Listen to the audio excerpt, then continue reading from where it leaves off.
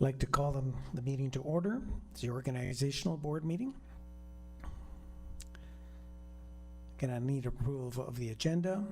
A motion that the agenda for the organizational meeting of the board of December 8, 2020 be approved. Moved by Trustee Morrison, seconded by Trustee Stringer. All in favor? That's a poll vote, sorry. I have to go back to that.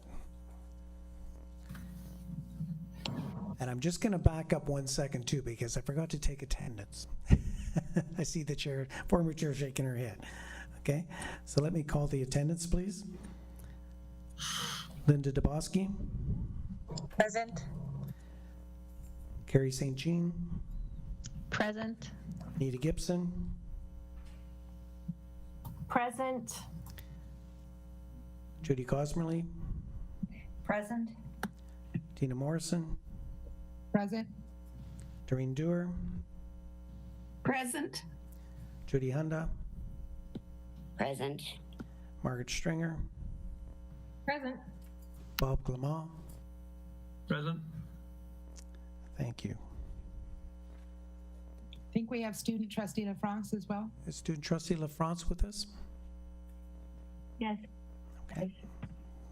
Thank you, Dina. Okay. Welcome. Let me move back to the agenda then. So the approval of the agenda, that the agenda for the organizational meeting of the board for December 8, 2020 be approved. It was moved by Trustee Morrison. It was seconded by Trustee Stringer. All in favor? Oh, sorry, we're going to do a poll vote again. Okay. Trustee Clement. In favor? Trustee Dubosky. In favor. Trustee Dewar. In favor. Trustee Gibson.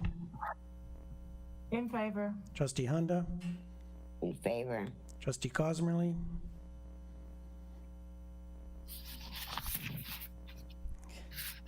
Trustee Morrison. In favor? Trustee St. Jean. In favor. Trustee Stringer. In favor. Student trustee LaFrance.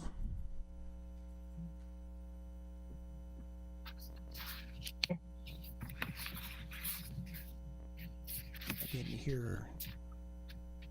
Trustee LaFrance. In favor. Thank you. Carried.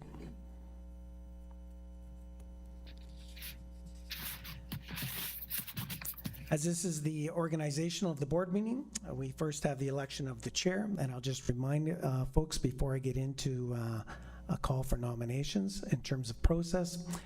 If there is a vote, the member receiving a clear majority of the votes cast shall be declared elected. If no member receives a clear majority of the votes cast on the first ballot, I will announce the name of the candidate receiving the fewest votes.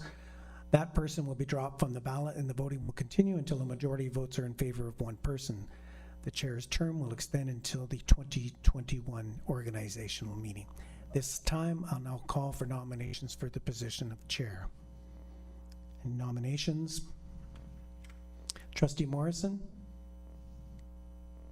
I would like to nominate trustee Doreen Dewar. Are there any other nominations? Are there any other nominations? Seeing that there are no other nominations, I may have a motion that nominations be closed. Moved by Trustee Clement, seconded by Trustee Dubosky. All in favor? Oh, I'm sorry, I have to. This is a poll vote. Trustee Clement? In favor? Trustee Dubosky? In favor. Trustee Dewar? In favor. Trustee Gibson? My apologies, I tried to wave my hand. Just point of order, it's just a procedural issue. I was looking through the rules today. I believe we require a nominator and a seconder before we vote. We will be getting to that eventually. This is just to close the nominations. Okay, thank you. So Anita Gibson?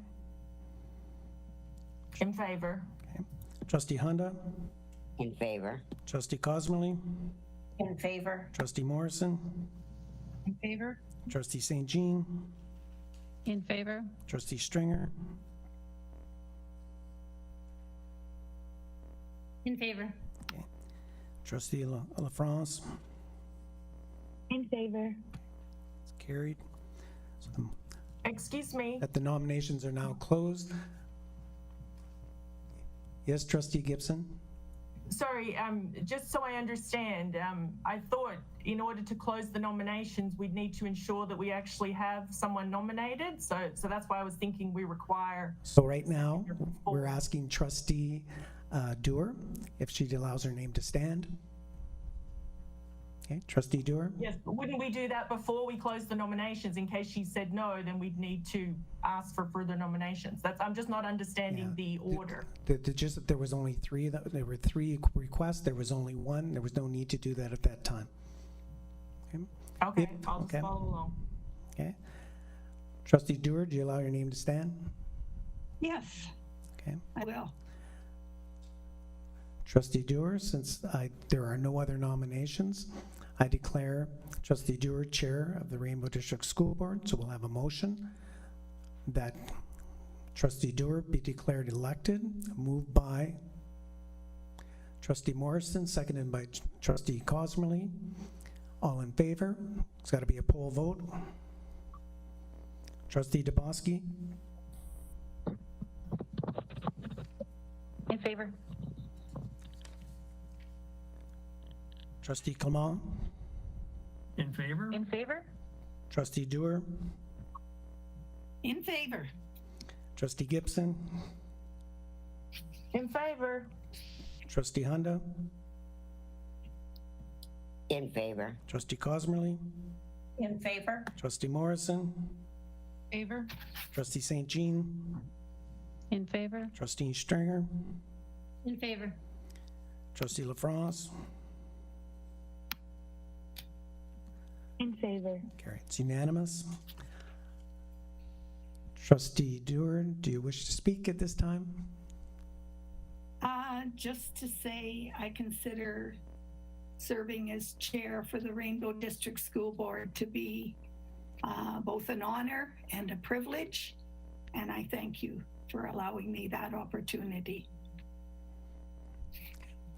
I invite Madam Chair Dewar to take over the chair. Easy for you to say. Not so much, apparently. It's tough to juggle everything. Sometimes, Director Blazik, and especially when you're calling the vote as well. So thank you very much, Director Blazik.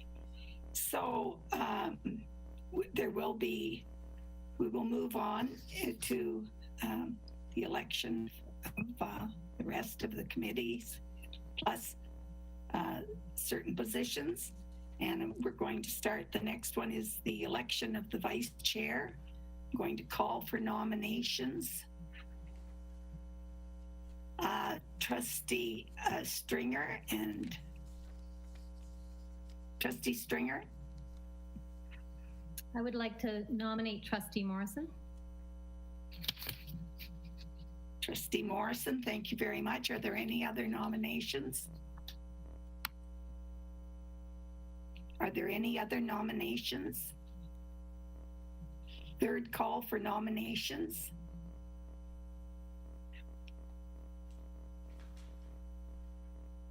Motion that the nominations be closed.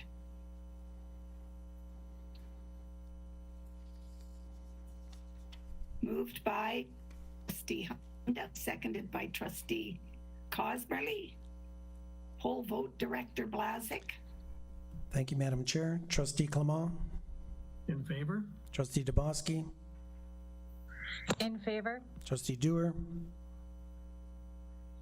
In favor. Trustee Gibson, In favor? Trustee Honda, In favor. Trustee Cosmerly, In favor. Trustee Morrison, In favor?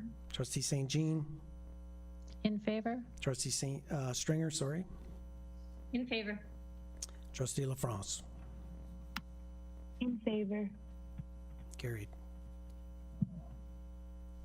Trustee Morrison, I'm going to ask that you confirm your willingness to stand for the office of Vice Chair.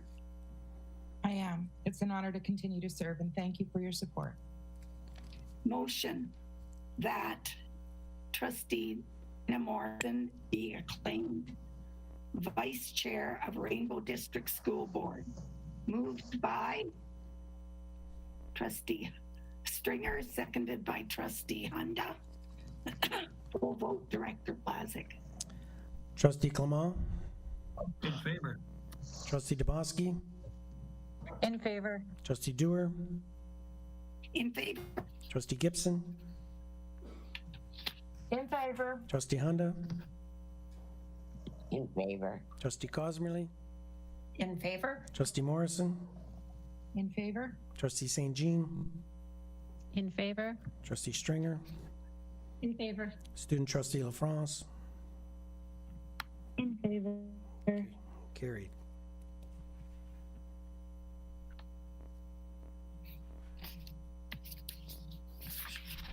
The motion is carried. Thank you very much. And thank you, Dina, for allowing your name to stand. Move on to membership on standing board committees. Excuse me. Prior to the meeting, trustees were asked to submit their names for the various board committees. Names will also be accepted from the floor, and the names can be withdrawn from the floor. If required, a vote by secret ballot will be conducted for each committee or for any committee. So we're going to start in, and the first committee we'll take a look at is the Environment Committee. We require one trustee plus the student trustee. And so the student trustee is there. We require one trustee, and we only have one trustee that has volunteered for that position, and that is Trustee Hunda. Is there anyone that wanted to add their name at this time? Thank you very much, Trustee Hunda, for having offered to let your name stand for this committee. The next committee is Equity and Inclusive Education. And we require 3 trustees. We have 3 trustees that have put their names forward. Trustee Clement, Trustee DeBoski, and Trustee Cosmerly. Are there any other names to be added? Thank you very much. We have that committee taken care of, and thank you very much to Trustees Clement, DeBoski, and Cosmerly. The First Nations Advisory Committee, we need 2 plus our First Nations trustees. So Trustee DeBoski, you're automatically on that committee. We require 2 more, and we have Trustee Clement, who has volunteered, and Trustee Stringer, who has put forward her name. Thank you very much. This is going very nice. Thank you. Labor Relations, we require 5 trustees on the Labor Relations Committee, and we have 5. Trustee Clement, Trustee Dewar, Trustee Hunda, Trustee Morrison, and Trustee Stringer. There. Thank you very much. We have our committees ready for labor relations, and thank you for everyone that volunteered. Sorry, here. See a hand in the air? I did look up and there was nobody. Sorry. Trustee Gibson. Thank you. I would like to nominate for the Labor Relations Committee, self-nominate. Okay. Trustee Gibson is added. We require 5 and there are 6. So, Director Blazik, I'm going to hand it over to you to conduct the secret ballot, Okay. secret vote. Thank you, Madam Chair. So at this time, I'm going to ask the 2 scrutineers. We have Superintendent Noble and Superintendent Watchnut. They will be removing themselves to the room. They will be going to room 125. Please make sure you have your phone available. They will be calling you, and they'll be recording your vote. Upon completion, they will come back with the results. So if you just put your mics on mute for a few minutes until they get back, we'd appreciate it.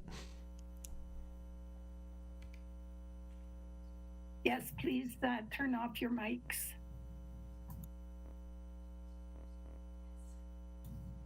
Sorry, Can you see Trustee Hunda? sorry, Trustee Hunda, yes? Sorry, Madam Chair. Just because there's multiple members, can you maybe, like when they call us, are we going to name the 5 members that we're voting for? Yes, I would imagine that they will do that, Director Blazik. That is correct. You can vote up to 5 members. Okay, can you give me the names again, please? I will.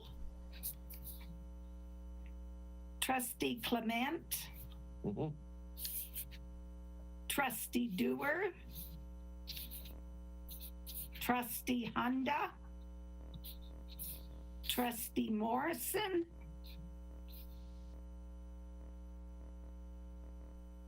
Trustee Gibson, and Trustee Stringer. Thank you. Thank you, Madam Chair. Yes.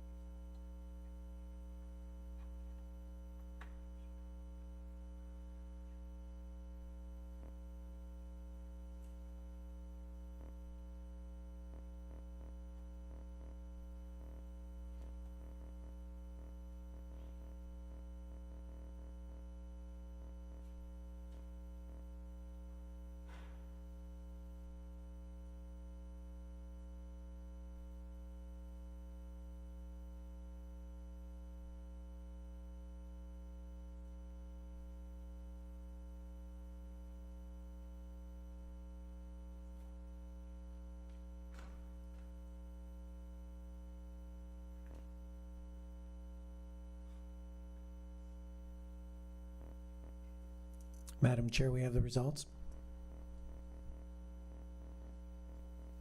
Thank you very much.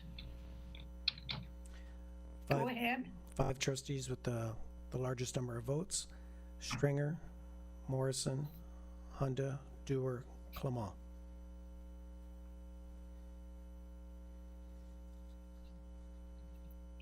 I thank you very much, and I thank everyone for letting their names stand and for offering to do that job. The PIC committee requires 1 trustee, and we have 1 trustee that has volunteered. It is Trustee Cosmerly.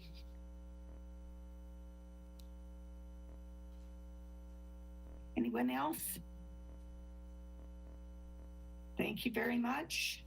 School year structure, that requires 2 trustees plus the student trustee. And we have Trustee Morrison and Trustee St. Jean that have registered to let their names stand.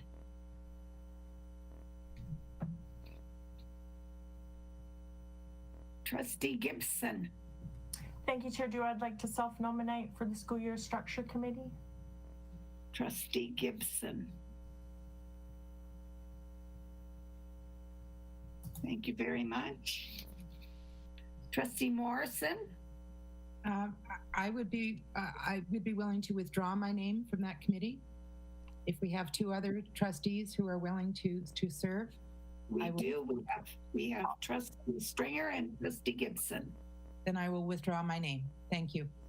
Thank you very much.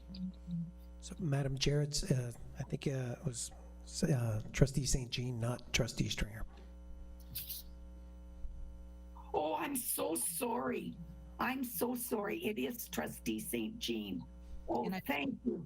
And I believe Carrie lost sound for a moment, so you may want to repeat. Yeah, it is Trustee St. Jean and Trustee Gibson. So sorry. Good. Thank you very much. I'm gonna try not to do that again. Okay, the next committee is SEAC, and we require 2 trustees. And we have Trustee Cosmery. And we have Trustee Stringer. Is that correct? For SEAC.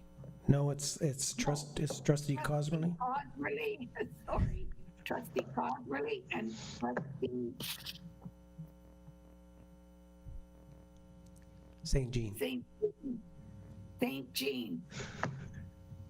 Good for you. Trustee Cosmerly, and we need 2. Is there anyone else? Trustee Gibson. I'd like to self-nominate for SEAC, please. Okay. That's Gibson. Self-nominated. So that's, we have 3 trustees nominated. That's Trustee Gibson, Trustee Cosmerly, and Trustee St. Jean. Trustee DeBozic, I can't hear you.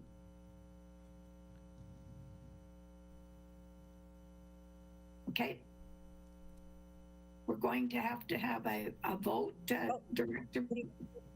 Can you hear me now? I'm sorry. I just have one quick question, Chair. Yes, On the committee information sheet, it asks for 2 trustees and 2 alternate trustees. Will Yep. those be voted on separately? yes, they are. Okay, thank you. Okay, you're welcome. So we have a vote required, Director Blazik. Again, Madam Chair, we'll have the 2 scrutineers go to room 125. They will be calling the trustees individually, and they'll be voting for 2 SEAC members. Yes, and I would recommend you turn your camera off as well when you're voting, as well as your sound.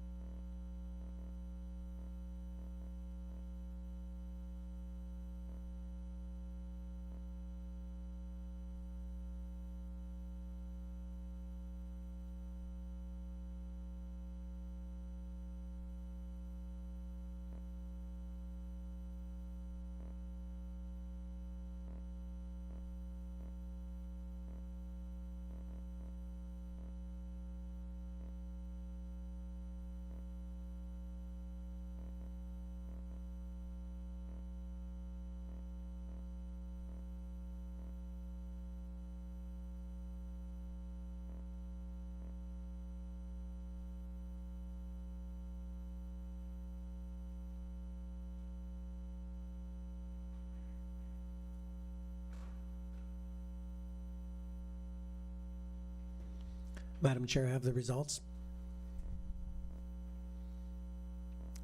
2 trustees selected, Cosmerly and St. Jean. Pardon again? Trustee Cosmerly, trustee St. Jean. Thank you very much. The SEAC alternatives, we have, we require 2 alternate members, and we have 2 that have volunteered. We have trustee Morrison and trustee Stringer.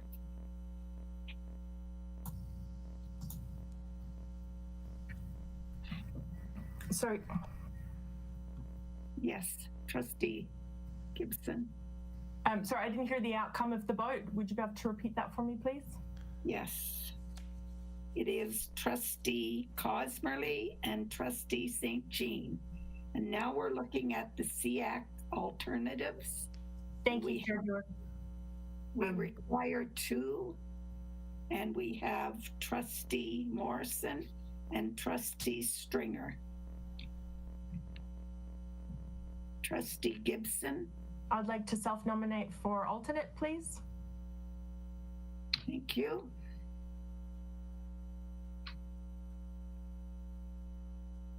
Director Blazik, Again, I'll ask our 2 scrutineers. Receive a call. Here again, you're looking at 2 alternates.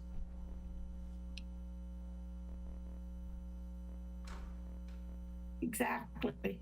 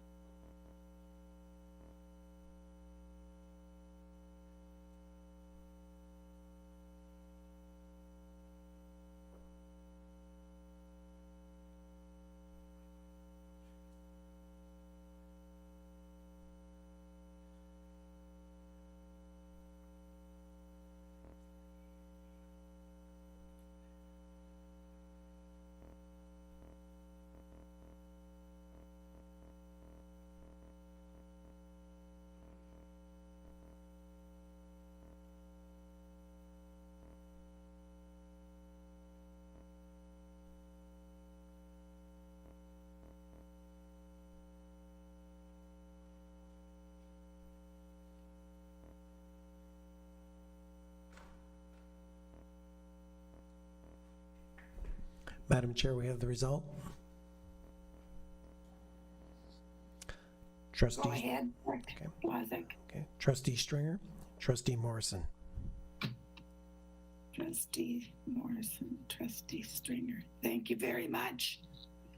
The next one is the Accessibility Committee, and one of the SEAC reps is the one who is chosen for accessibility. We have Trustee St. Jean that has volunteered for that position. That fine? Has to be just one of the 4 that have already been chosen, so thank you very much. Student Senate, we require 2 trustees plus the student trustee. So Trustee LaFrance, you're already on that. And we have Trustee Clement and Trustee Hunda who have expressed their desire to sit on that committee. So I think that does it. We have completed all of the memberships on the standing board committees. I wonder, Director Blazek, do you have the completed list, or does Heather? Because we have a motion that goes on the floor, and I wonder if we need to read out who is going to be on the different committees before we read the motion, Director Blazek. So I can read them out if that's what you wish, Madam Chair. Please, if you would just go quickly along, and then I'll put the motion on the floor. Okay. So the Environment Committee, we have Trustee Hunda and the Student Trustee. For Equity and Inclusion, we have Trustee Clement, Trustee Dubosky, Trustee Cosmerly. For FNAC, we have Trustee Clement, Trustee Dubosky, Trustee Stringer. For Labor Relations, we have Trustee Clement, Trustee Dewar, Trustee Hunda, Trustee Morrison, Trustee Stringer. For Parent Involvement Committee, we have Trustee Cosmerly. For the School Year Committee, we have our student. We have Trustee St. Jean. We have Trustee Gibson. For SEAC, we have Trustee Cosmerly and Trustee St. Jean. For our SEAC alternates, we have Trustee Morrison and Trustee Stringer. For Accessibility, we have Trustee St. Jean. For Student Senate, we have Trustee Clement, Trustee Hunda, and of course our student trustee. So, motion that the membership on standing board committees be approved. Moved by Trustee Clement, seconded by Trustee Cosmerly. We have a poll vote, Director Blazek. Thank you, Madam Chair. Trustee Clement, In favor? Trustee Dubosky, In favor? Trustee Dewar, In favor? Trustee Gibson, In favor? Trustee Hunda, In favor. Trustee Cosmerly, In favor? Trustee Morrison, In favor? Trustee St. Jean, In favor? Trustee Stringer, In favor. and Student Trustee LaFrance.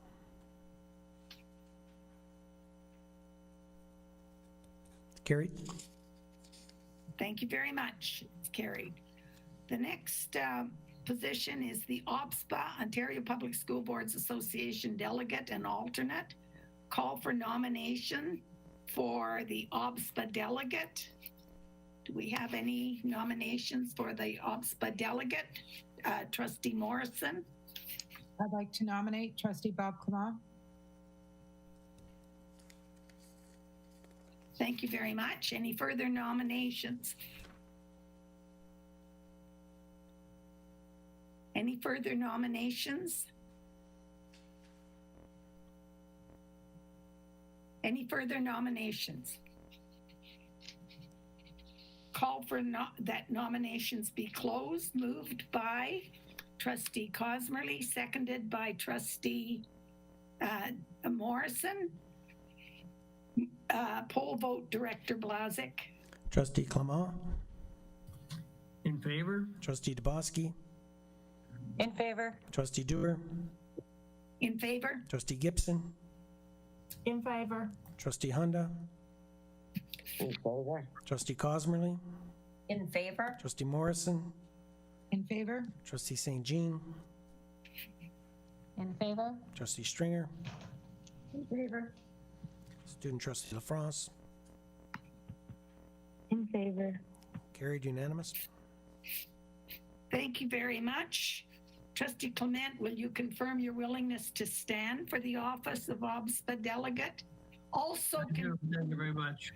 yes, and I wanted to also mention that it's confusingly known as the OBSPA director. That's right. Okay. Officially now. Okay. Motion that trustee Clement be acclaimed Rainbow District School Board's voting delegate to the Ontario Public School Boards Association. Moved by trustee DeBoski, seconded by trustee Stringer. Poll vote, Director Blazik. Trustee Clement, In favor? Trustee DeBoski, In favor? Trustee Dewar, In favor? Trustee Gibson, In favor? Trustee Hunda, In favor?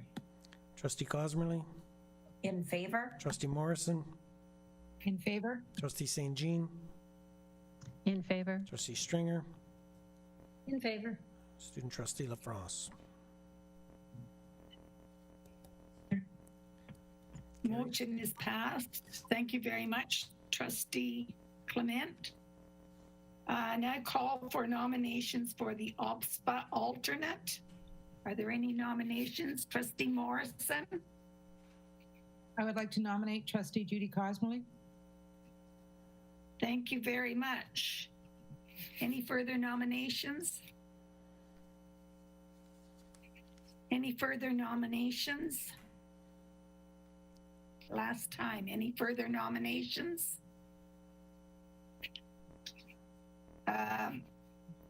Motion that nominations be closed. Moved by trustee Morrison, seconded by trustee Hunda.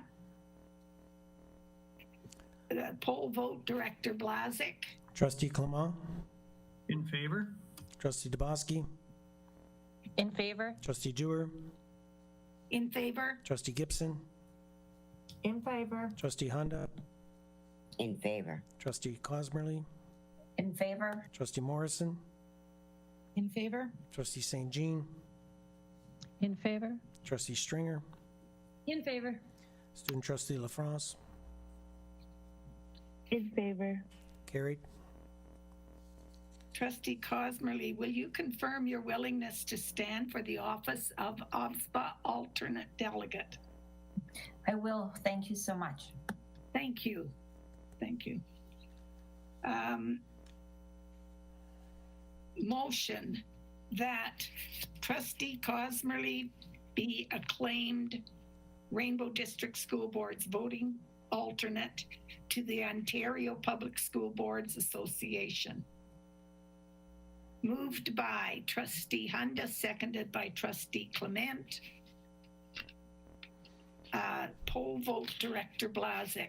Trustee Clement, In favor? Trustee DeBoski, In favor? Trustee Dewar, In favor? Trustee Gibson, In favor? Trustee Hunda, In favor? Trustee Cosmerly, In favor? Trustee Morrison, In favor? Trustee St. Jean, In favor? Trustee Stringer, In favor. Trustee LaFrance, Student Trustee LaFrance, rather, In favor. carried. Motion is carried. The next item is based on governance policy number GO5, Code of Conduct, board members.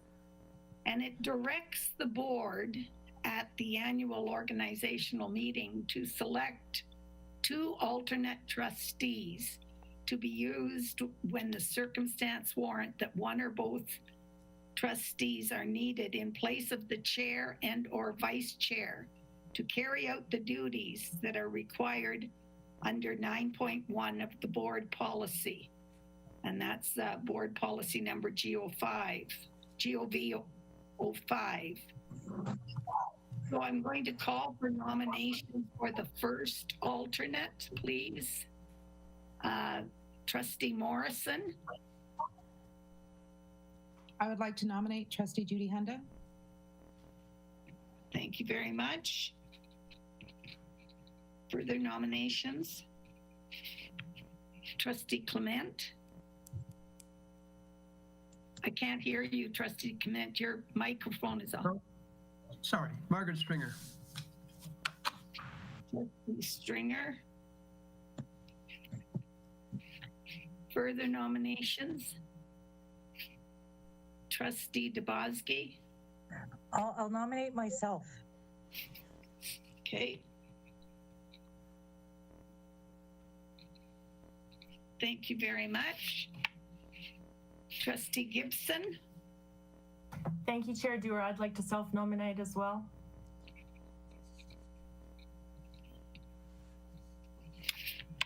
I must admit, that's good. Hope it's a position that you never have to fulfill, though.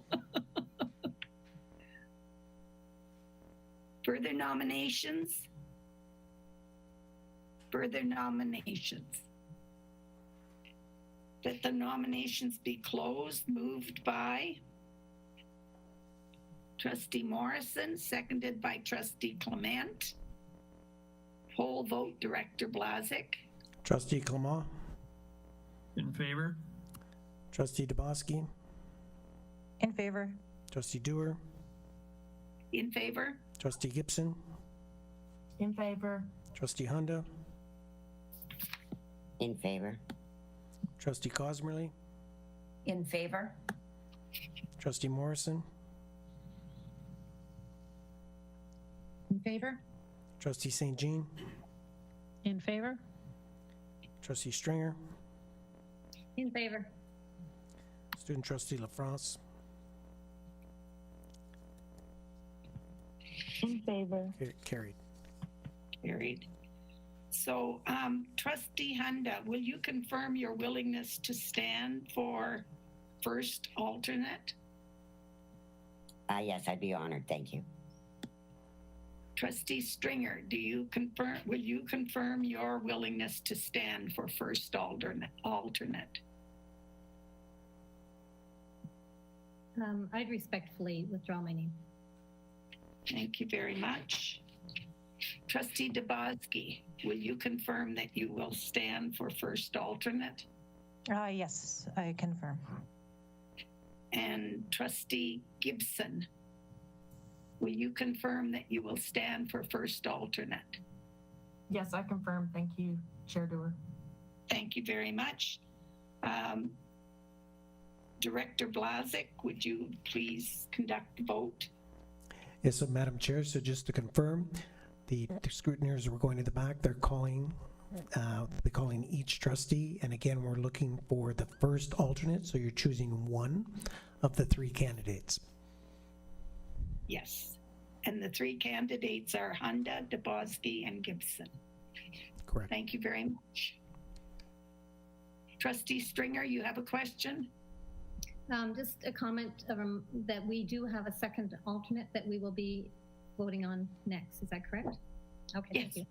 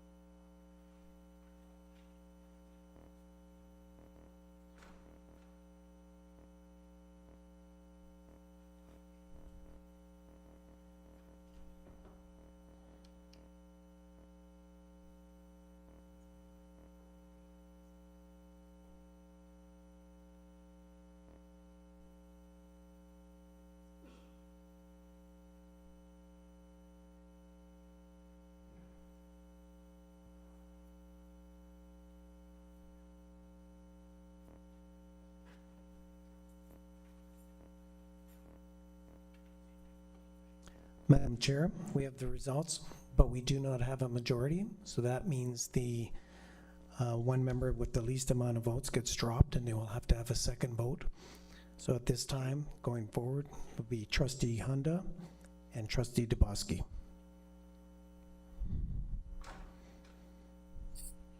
Did everyone hear that? So you will be called again, and this time the two names on the ticket will be Trustee Hunda and Trustee DeBoski. Thank you very much, Director Blazik.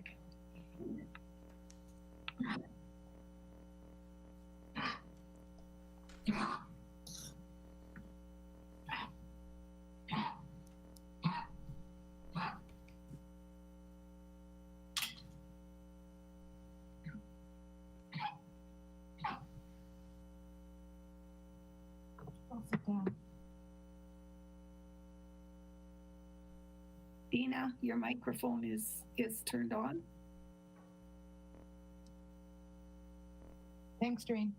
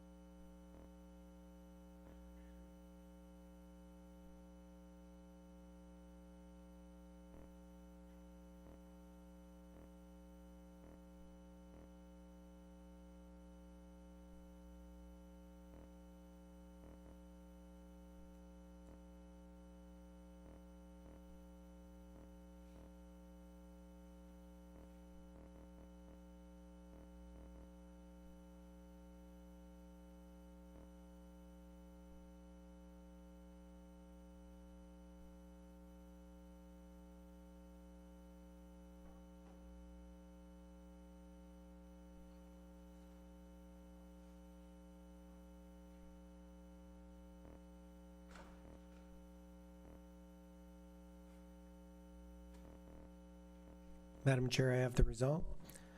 First alternate, Thank you. first Trustee DeBoski. Thank you. Motion that trustee Dabowski be declared elected first alternate as per board policy number GOV 05, Code of Conduct Board Members.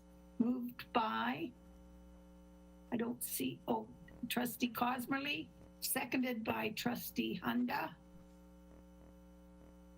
Poll vote, Director Blazik. Trustee Clement, In favor? trustee Dabowski, In favor? trustee Dewar, In favor? trustee Gibson, In favor? trustee Hunda, In favor. trustee Cosmerly, In favor? trustee Morrison, In favor? trustee St. Jean,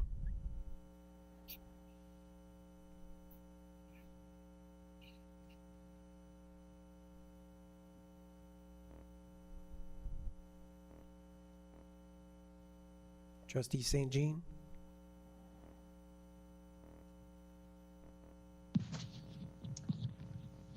Yes, hello. Are you in favor of the motion? I was kicked out, so I've just signed back in and I did not hear the motion. Okay, maybe you could just abstain. Do you want to read the motion? I'll read the motion. That trustee Dabowski be declared elected first alternate as per board policy number GOV 05, Code of Conduct Board Members. Thank you. In favor? trustee Stringer, In favor? student trustee LaFrance, In favor. carried. The motion is carried. Call for nominations for the second alternate as per the board policy number GOV 05, Code of Conduct Board Members. Nominations, please. Trustee Morrison, I'd like to nominate trustee Hunda. thank you very much. Trustee Cosmerly, I'd like to nominate trustee Stringer. thank you very much.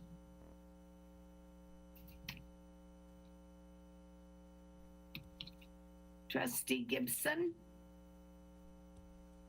Thank you, Chair Dewar. I'd like to self-nominate, please. thank you very much.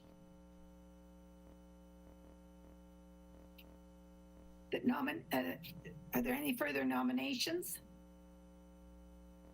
Are there any further nominations? Motion that nominations be closed, moved by trustee Clement, seconded by trustee Stringer. Poll vote, Director Blazik. Trustee Clement, In favor? trustee Dabowski, In favor? trustee Dewar, In favor? trustee Gibson, In favor? trustee Hunda, In favor. trustee Cosmerly, In favor? trustee Morrison, In favor? trustee St. Jean, In favor? trustee Stringer, In favor? student trustee LaFrance, In favor. carried. Motion is carried. Trustee Hunda, will you confirm your willingness to allow your name to stand for the position of second alternate? Yes, I will. Thank you. Trustee Stringer, will you confirm your willingness to allow your name to stand for the position of second alternate? Yes, I will. Thank you. Trustee Gibson, will you confirm your willingness to allow your name to stand for the position of second alternate? Yes, I will. Thank you very much. Director Blazik, Again, I'll ask our two scrutineers, go to room 125, they'll make the call. Again, you're selecting one trustee of the three that have been mentioned. That's Hunda, Stringer, Gibson.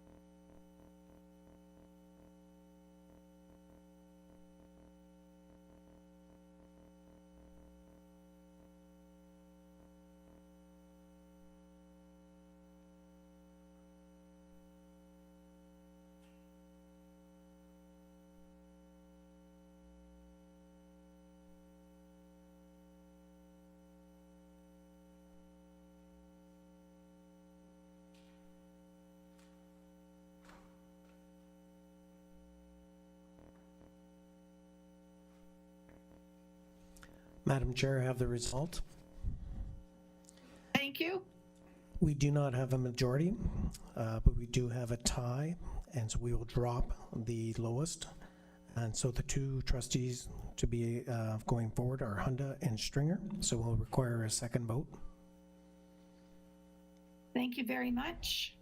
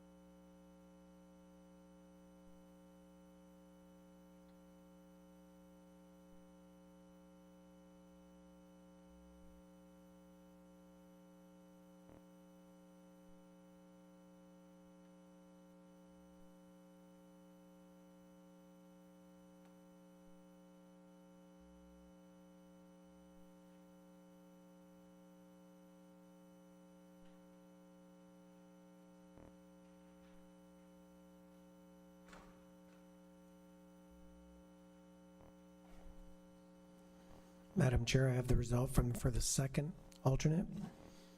Thank you very much. Trustee Stringer. Thank you very much. That motion that Trustee Stringer be declared elected second alternate as per board policy number GOV 05 Code of Conduct Board Members.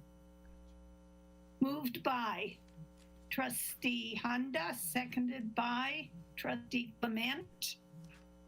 Poll vote, Director Blazik. Trustee Clement. In favor? Trustee Dubosky. In favor. Trustee Dewar. In favor? Trustee Gibson. In favor. Trustee Honda. In favor? Trustee Cosmerly. In favor? Trustee Morrison. In favor? Trustee St. Jean. In favor? Trustee Stringer. In favor? Student Trustee LaFrance. In favor. Carried. Thank you very much. The motion is carried. Thank you to everyone who allowed their names to stand, and congratulations to everyone who has been elected to these positions. I now ask a motion that the ballots for all positions be destroyed. Moved by Trustee Cosmerly, seconded by Trustee Morrison. Poll vote, Director Blazik. Trustee Clement. In favor? Trustee Dubosky. In favor. Trustee Dewar.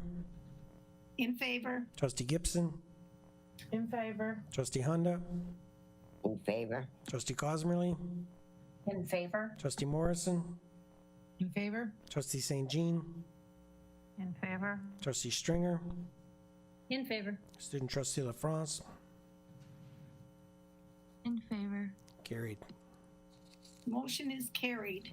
Motion that we do now adjourn at 6:25 p.m. Moved by Trustee Hunda, seconded by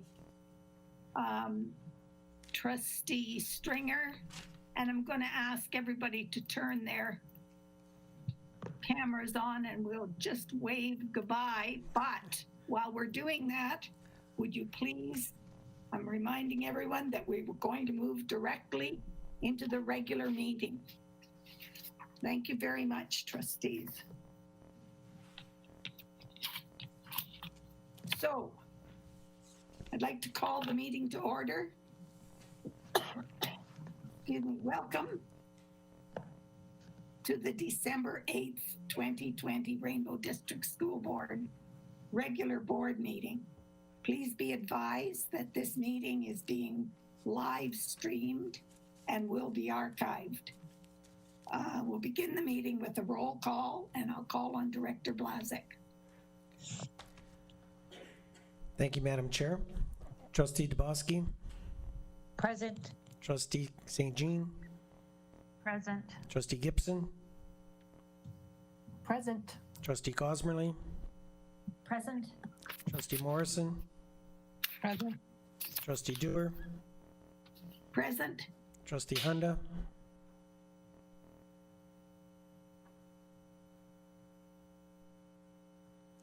Trustee Stringer. Present? Trustee Clement. Favor? Trustee Hunda. Student Trustee LaFrance. Oh, there she is. Trustee Hunda. Just roll call. In favor, thank you. Student Trustee LaFrance. In favor. All here. Thank you very much. Approval of agenda. Motion that the agenda for the regular board meeting of December the 8th, 2020 be approved. Moved by Trustee Cosmerly, seconded by Trustee Stringer. Poll vote, Director Blazik. Trustee Clement, I'm In sorry. favor? Go ahead. I'm sorry. Trustee DeBoski, In favor? Trustee Dewar, In favor? Trustee Gibson, In favor? Trustee Hunda, In favor? Trustee Cosmerly, In favor? Trustee Morrison, In favor? Trustee St. Jean, In favor? Trustee Stringer, In favor? Student Trustee LaFrance, In favor? carried. Thank you. The motion is carried. Preliminary declarations of pecuniary interest. We have no presentations this evening. Report from the in-camera committee of the whole meeting of the board. I'll call on Director Blazik. Thank you, Madam Chair. That the board ratify the tentative local agreement between the Rainbow District School Board and the Elementary Teachers Federation of Ontario Rainbow Designated Early Childhood Educators as recommended by the Labor Relations Committee. I'm going to ask that we just remove that as recommended by the Labor Relations. Sorry, my apologies. No, that's okay. Moved by Trustee Morrison, seconded by Trustee Hunda. Call the question, poll vote, Director Blazik. Trustee Clement, In favor? Trustee DeBoski, In favor? Trustee Dewar, In favor. Trustee Gibson, In favor? Trustee Hunda, In favor? Trustee Cosmerly, In favor? Trustee Morrison, In favor? Trustee St. Jean, In favor? Trustee Stringer, In favor? Student Trustee LaFrance, In favor? unanimous. Motion is carried unanimously. Okay. Direct, Yes, I'm just getting to the second motion. sorry, sorry. Okay. Motion that the board ratify the tentative local agreement between the Rainbow District School Board and the Ontario Public Services Employees Union Local 614, Educational Assistance and Communicative Disorder Assistance. Moved by Trustee Morrison, seconded by Trustee Stringer. Poll vote, Director Blazik. Trustee Clement, In favor? Trustee DeBoski, In favor? Trustee Dewar, In favor. Trustee Gibson, In favor? Trustee Hunda, In favor? Trustee Cosmerly, In favor? Trustee Morrison, In favor? Trustee St. Jean, In favor? Trustee Stringer, In favor? Student Trustee LaFrance, In favor? carried unanimously. Thank you very much.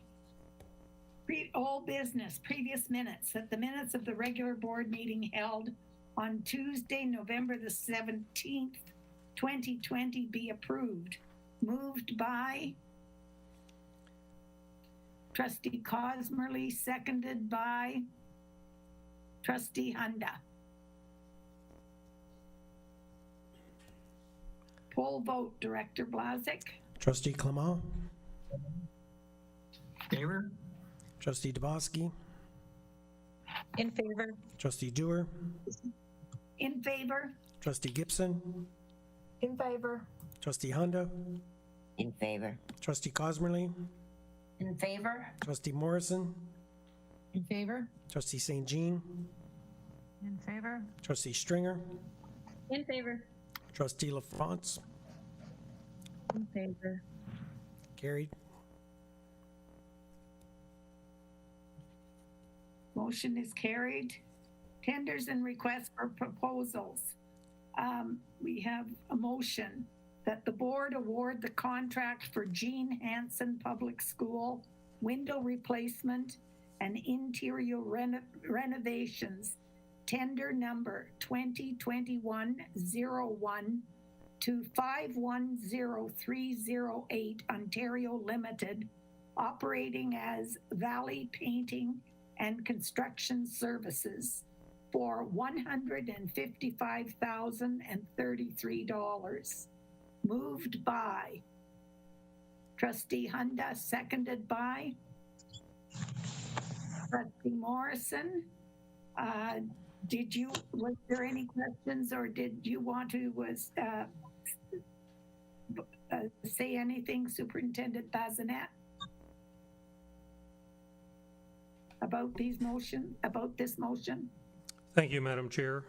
Essentially, the scope of this project is replacing all the windows in the entire school, and we will also remove the asbestos ceiling tiles in the corridor and install new energy-efficient lighting in the corridor and the gym, as well as we will be replacing the flooring in the gym. Thank you.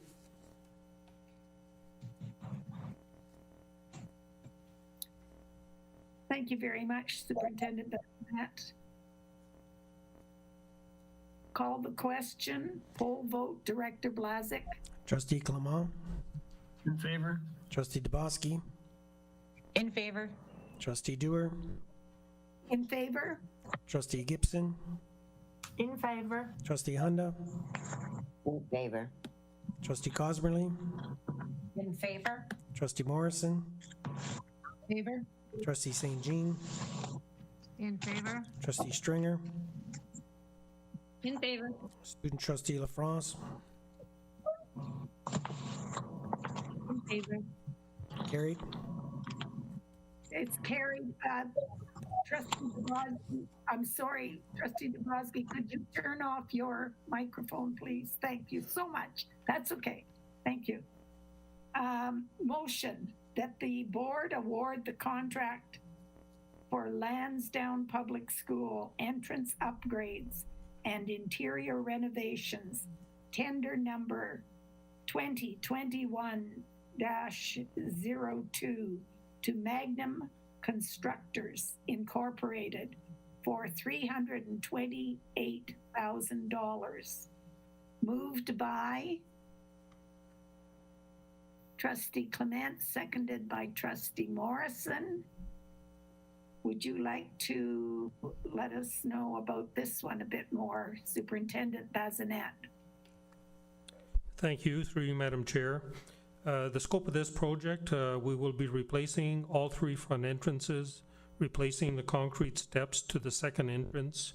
We will be removing some asbestos tile, various repairs to flooring, installing new tiles in various locations, installing new lockers throughout the school, adjusting the heating and ventilation in certain rooms, and we'll also be doing a staff washroom upgrade on the second floor.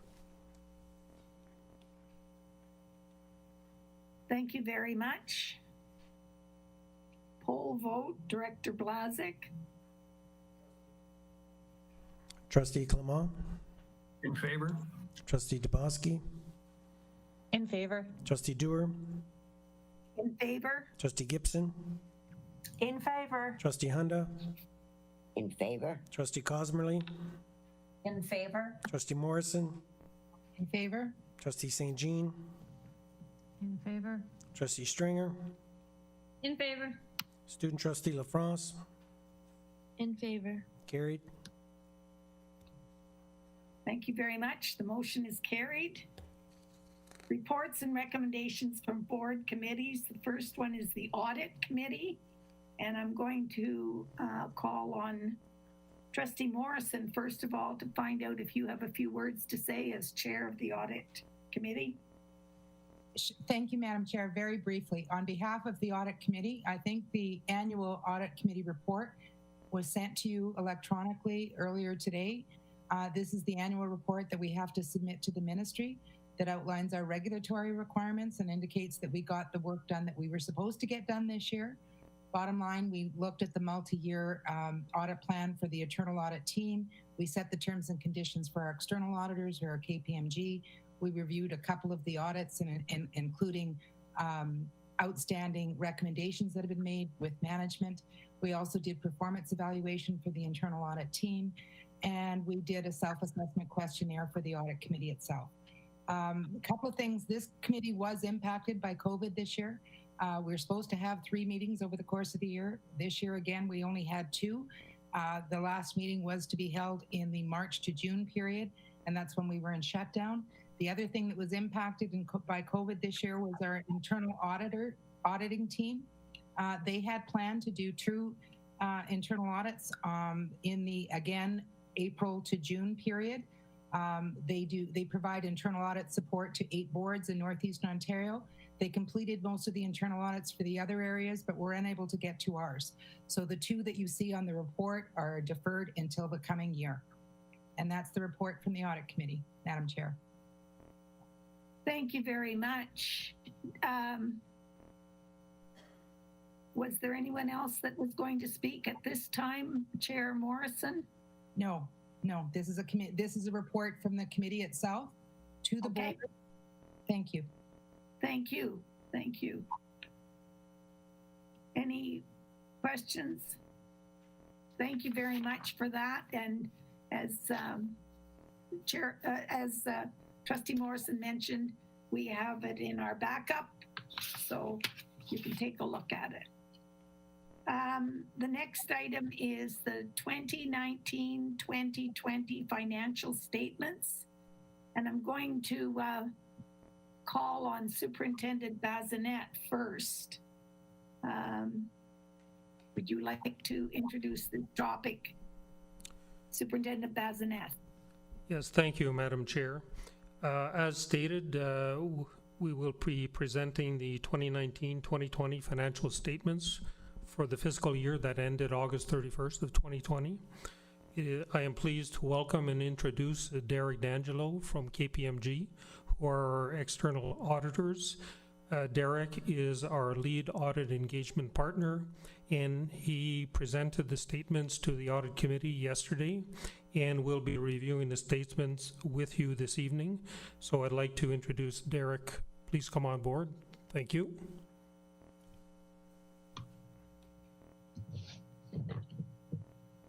Welcome, Derek. Go ahead. Thank you, Madam Chair. Thank you very much for giving me the opportunity to present the financial statements for the Rainbow District School Board for the year ended August 31st, 2020. As mentioned, the financial statements were reviewed by the Audit Committee yesterday and were recommended to the board for approval. During the course of the presentation, I will provide an overview of the relevant points and any significant changes from 2019. If you have any questions, please feel free to ask at any time, and I will do my best to answer. And if required, management will also add their comments at that particular time. So turning to the independent auditor's report. The first section of the independent auditor's report, which is the opinion section,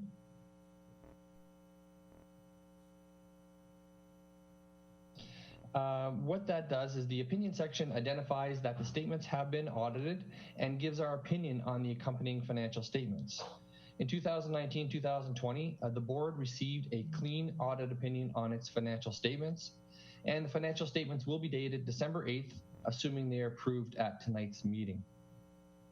The third paragraph, the section titled the Emphasis of Matter section, Financial Reporting Framework, it describes the basis of accounting used and highlights any significant differences between that basis and Canadian public sector accounting standards. The next section, or the responsibilities of management and those charged with governance, describes the responsibilities of management in the preparation of the financial statements, and also describes that management is responsible to develop and maintain a system of internal control which is necessary to ensure that the financial statements are free of material misstatement, whether due to fraud or error. And the final section, which is the auditor's responsibility section, describes that it is the auditor's responsibility to express the opinion on the financial statements based on the results of our audit, and to ensure that the audit was conducted in accordance with Canadian generally accepted auditing standards, which requires us to comply with ethical requirements and to plan and perform the audit to obtain reasonable assurance that the financial statements are free from material misstatement. We obtain evidence about the amounts and disclosures in the financial statements. We use our professional judgment, including assessing risks, considering the internal controls that are relevant to the preparation and fair presentation of the financial statements. We also evaluate the appropriateness of the accounting policies used and the reasonableness of the accounting estimates made by management in preparing the financial statements. And finally, we evaluate the overall presentation of the financial statements. So turning to page 1, which is the consolidated statement of financial position. The consolidated statement of financial position details the financial position of the board at a point in time, being August 31st, 2020, with the comparative balances for 2019. It would include the cash resources of the board, the net debt position, which is calculated as the difference between its financial assets and financial liabilities, the non-financial assets such as prepaid expenses and tangible capital assets, and the accumulated surplus. So looking at our financial assets, at year end, we had cash in the bank balance of $15.5 million, up from $13.4 million in 2019. The change in cash balance is directly related to the results of the operations for the year, the capital activities during the year, as well as activity in the accumulated surplus and reserves, which I will review a little later on. Accounts receivable other, this balance is mainly comprised of the municipal tax revenue receivable at year end, the delayed grant receivable balance from the ministry, HST recoverable from the Government of Canada, and a receivable from the Transportation Consortium. There was a significant increase of about $6.9 million in the municipal tax revenue receivable this year, which is primarily due to the province extending, granting extended education property tax deadlines for municipalities in response to COVID-19. These delayed installment payments will be received by December 31st, 2020. Also in the prior year, the ministry introduced a cash management strategy whereby the ministry delayed a portion of the grant payment to school boards based on a set calculation.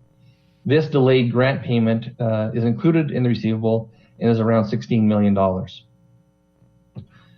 The next line is the accounts receivable for approved capital funding. This is a receivable from the province based on how grants are paid to school boards for capital.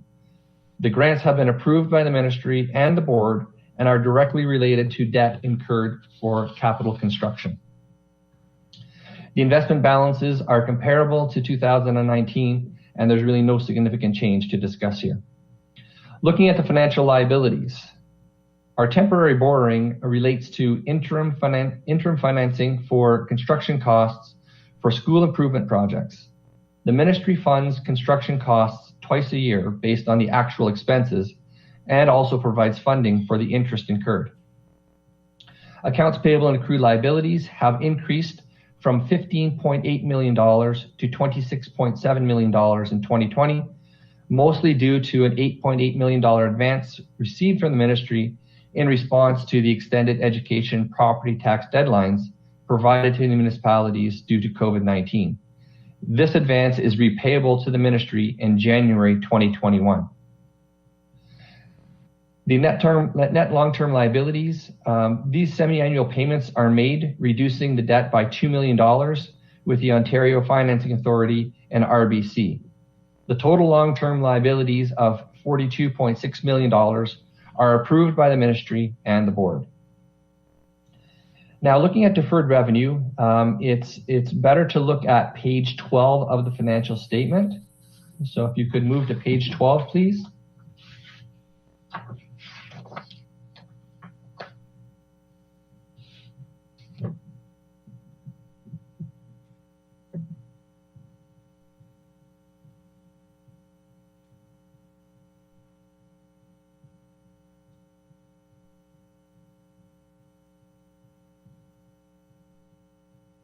Thank you. So deferred revenue consists of amounts received by the board that are restricted for specific purposes in accordance with ministry guidelines. Looking at these deferred revenue balances, the first one is special ed. The deferral of the special education balance of $5 million is due to an increase in our special incidents portion, the special education per pupil amount, and the differentiated special education needs funding, as well as significant underspending due to COVID-19. The proceeds of disposition deferred revenue account increased by $99,000, and that relates to the sale of M.W. Moore Public School. The pupil accommodation is a carryover at August 31st to be used for planned projects in 2020-2021. The student achievement Indigenous education, it's increased due to unspent contributions received, and they will be used in 2020-2021. And the amounts restricted by external contributions includes tuition fees from international students, and this also is tuition received in 2019-2020 that relates to the 2020-2021 school year.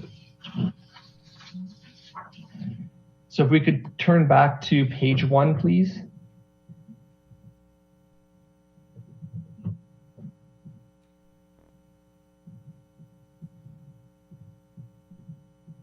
Thank you. Looking at the next line is deferred capital contributions. They include grants and contributions received that are used for the acquisition or development of tangible capital assets. There was an increase of $12.8 million this year, which is the net of the deferred capital contribution additions of $25.3 million, offset by the revenue recognized in the period of $12.4 million, and the disposal of related tangible capital assets of approximately $60,000. The next liability is the employee future benefits liability. This is a long note that encompasses page 12 to 15. We don't need to go there, but it's a very detailed note, as you would have seen in prior year financial statements. This note provides details of the board's long-term obligations for retirement benefits, which is the future cost in today's dollars of retirement gratuities, the cost of having retirees on the board's benefit plans, and WSIB. These amounts are arrived at by the actuaries, and they use employee demographics and information about the board's benefit plans to arrive at this future obligation at August 31st, 2020. This obligation decreased by approximately $933,000 in 2020 from $12.4 million to $11.5 million due to actuarial gains and benefits paid, offset by interest costs and current period benefit costs. Looking down at our non-financial assets, the prepaid expenses, these, as in prior years, relate to the timing of payments for secondary teachers' wages. In 2020, the 2020-2021 secondary teachers' first pay was paid on August 31st as per the collective agreement, and therefore recorded as a prepaid expense. Tangible capital assets are non-financial assets that are used to provide school services, or are used for administrative purposes, or are for the maintenance and repair of other tangible capital assets. The total additions to capital assets were $28.5 million in 2020, offset by the amortization of those assets of $13 million. This net increase of $15 million increased the net book value of tangible capital assets to approximately $206.7 million. We can turn to page 2, please. The consolidated statement of operations and accumulated surplus provides information about the board's accountability for its operations and the related achievement of its objectives. The statement also reports the surplus or deficit from operations and measures the change in the board's accumulated surplus in the period. Looking at a very high level, total revenues this year have decreased by $5.2 million, ending the year at $203 million. The decrease is mainly comprised of a decrease in grants for student needs of approximately $4.9 million, There was a $2.6 million reduction as a result of the strike savings during the year. Other fluctuations occurred, including there was a $600,000 decrease in other government grants, a $1.86 million increase in the amortization of deferred capital contributions, a $483,000 increase in other fees and revenues, and a $1.67 million decrease in school fundraising, obviously with the closure of the schools in March. Total expenses have also decreased by approximately $4.5 million and ended the year at $199.4 million. The decrease is mainly comprised of a decrease in instructional costs of approximately $3.4 million. As mentioned, there was a $2.6 million reduction as a result of strike savings. There was a decrease in transportation costs of $368,000, an increase in pupil accommodation costs of $1 million, and a decrease in school-funded activities of $1.76 million. Lastly, I'd just like to move to note 14, if possible.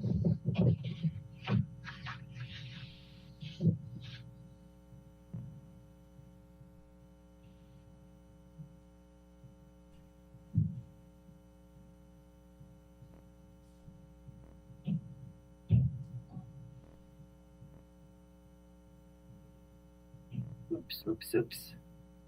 Okay, no, you're giving, yeah, one next sentence. Right there, accumulated surplus. Thank you.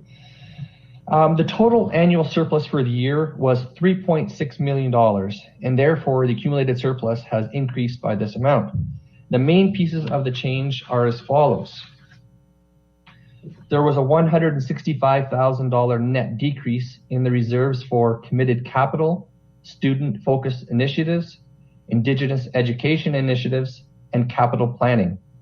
There was a $1.7 million reduction in the unavailable for compliance reserves for employee future benefits, and a $443,000 net decrease in the other unavailable for compliance reserves. The last two reserves mentioned are not available to balance the budget, as these reserves are externally appropriated. The balance of $1.66 million was transferred to the unappropriated operating accumulated surplus. And this concludes my portion of the presentation of the financial statements for the year ended August 31st, 2020. Thank you very much. I have a motion that the 2019-2020 financial statements be approved. I should have had that earlier, but I'm going to put it on the table now. Moved by Trustee Morrison, seconded by Trustee Hunda. Do you have any questions of Derek? Trustee Morrison? Just a comment. Thank you very much, Derek, both for your presentation this evening and your presentation yesterday to the Audit Committee. I'll say again, we heard from you about our full cooperation of our staff, and we very much appreciate that. But I will say, Madam Chair, I think the Audit Committee was pleasantly surprised. We are not in a deficit position. We are in a surplus position. The two things that impacted our financial statements over the last year were primarily labor disputes and the strike action, which most of us have forgotten about because it was the weeks prior to the pandemic hitting us. And then also the unexpected drop in expenses, of course, when the operation shut down during the pandemic. So those two things have greatly impacted us, but that flexibility allowed us to pay for some additional student needs that we needed as a result of restarting the operation again in the fall in a COVID environment. So overall, it was a good picture, good financial statement. It's a clean audit for the first time. There's no mention, and I think I mentioned this at the last update from the Audit Committee, that there was a change in because of the school-based funding is no longer really considered an issue. And as we've gone to the school cash online, it's much better controlled. So it's a big step for us to have a clean audit with no reference qualification related to school-generated funding. Thank you, Madam Chair. Thank you very much.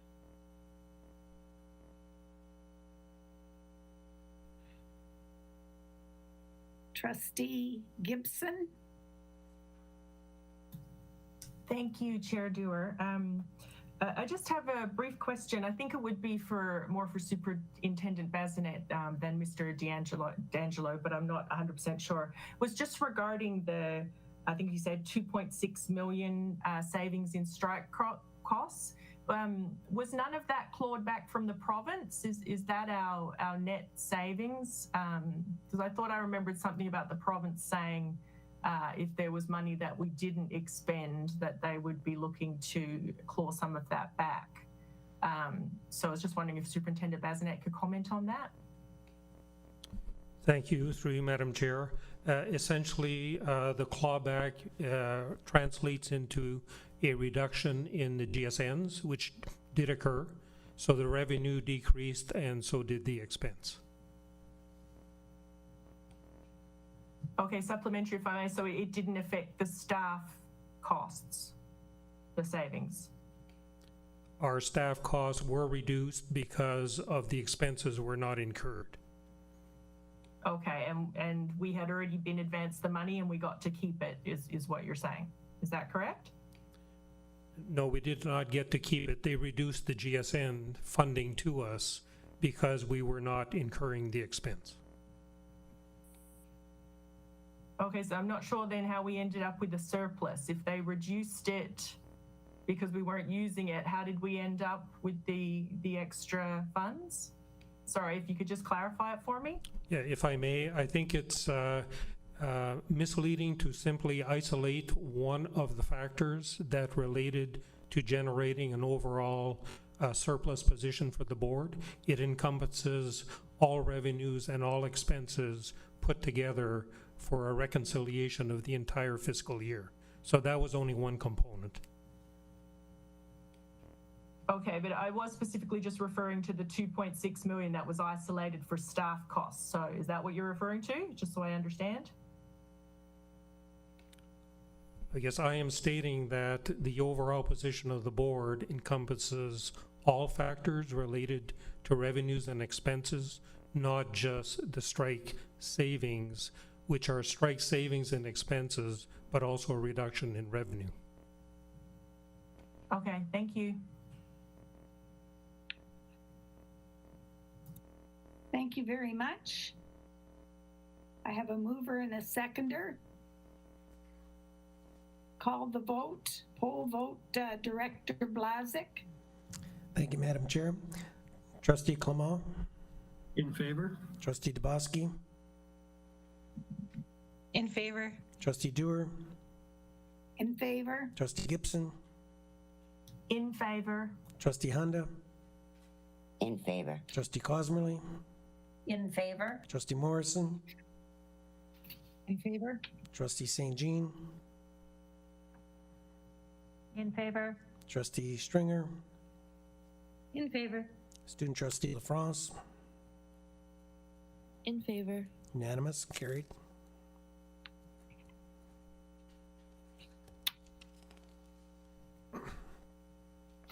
Thank you very much. And I thank you again, Derek, for coming to the meeting and for going through these very difficult financial statements. And I know that they are hard to, at least I always have a lot of difficulty. I am in awe of anyone who can present such detailed amounts of financial statements. I can't even balance my checkbook, so I really do appreciate the insight you've given us, and thank you to our Superintendent of Business as well. My pleasure, Madam Chair. New business, Rainbow International COVID-19 update, Director Blazik. Would you like to introduce this topic, please?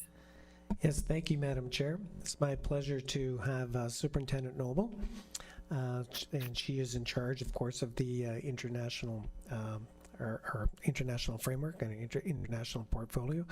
And tonight she's brought along some support, and we will be having a report and a discussion about the designated learning institutions. So at this time, I'll pass it over to Superintendent Noble. Thank you and good evening. Thank you for the opportunity to provide an update on Rainbow International for 2020-2021 in the context of COVID-19. Please refer to your board report and 2 backup documents. One is entitled International Student Arrival Plan, and the other is entitled Attestation for Kindergarten to Grade 12 Public-Private Designated Learning Institutions as references for the presentation. It is my pleasure to introduce Melanie Bertrand, Rainbow International Lead. She will walk you through the current status of Rainbow International and provide context for moving forward. Mel. Hello, everyone. As you know, this has been a school year unlike any other. And given that students come to study here from abroad, the pandemic has certainly had an impact on Rainbow International. In our presentation this evening, we will cover the following: the direction that we've taken provincially from the Ontario Ministry of Education and federally from the Immigration, Refugee and Citizenship Canada, or as we call them, the IRCC. I feel like I'm cutting out. Am I cutting out? Okay. The impact COVID-19 has had on Rainbow International, our response to all of this, and finally, the steps that we require to move forward. At the end of our presentation, we will be asking trustees to approve the motion that reads that the board approve the K-12 Designated Learning Institutions Framework to ensure readiness to accept international students in Rainbow schools. For some context, you should know international education across the country has been greatly curtailed as a result of the global pandemic for a number of reasons. One is apprehension, understandably, of international and domestic families. There is fear around sending students abroad. There are challenges with international travel and border crossings. In addition, it's more difficult to find homestay placements as there's trepidation around welcoming students into domestic homes who are from other countries. International students can find remote learning challenging due to language barriers.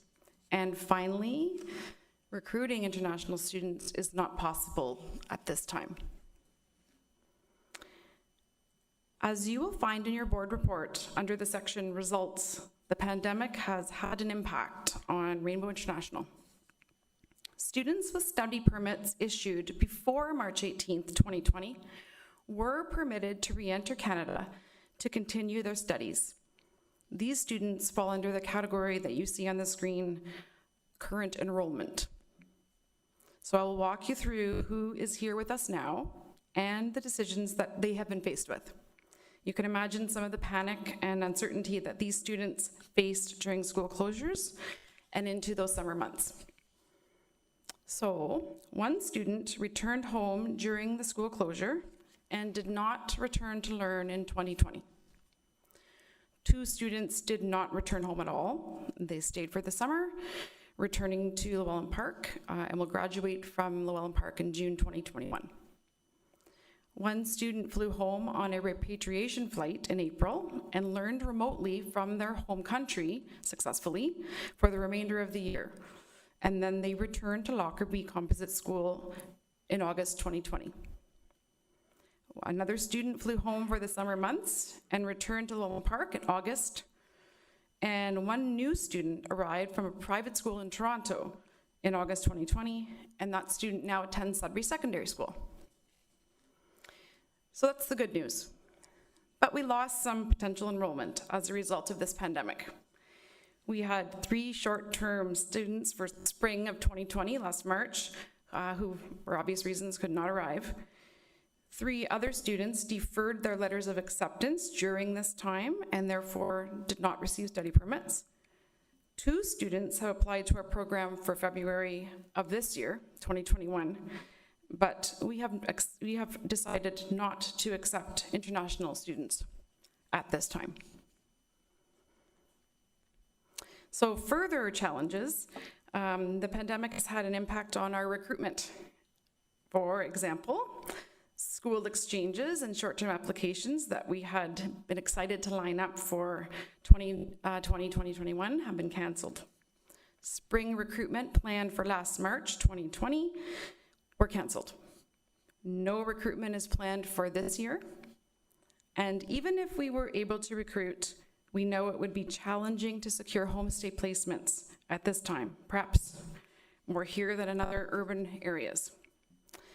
And as I mentioned, students who have applied to study with us for February 2021 have been deferred. So that is a snapshot of the impact on Rainbow International at the local level. In tandem, the ramifications of COVID-19 were felt in the international education sector across Ontario. The Ministry of Education made decisions regarding the entry of international students in August, and changes were rapid as the Ministry of Education worked with IRCC.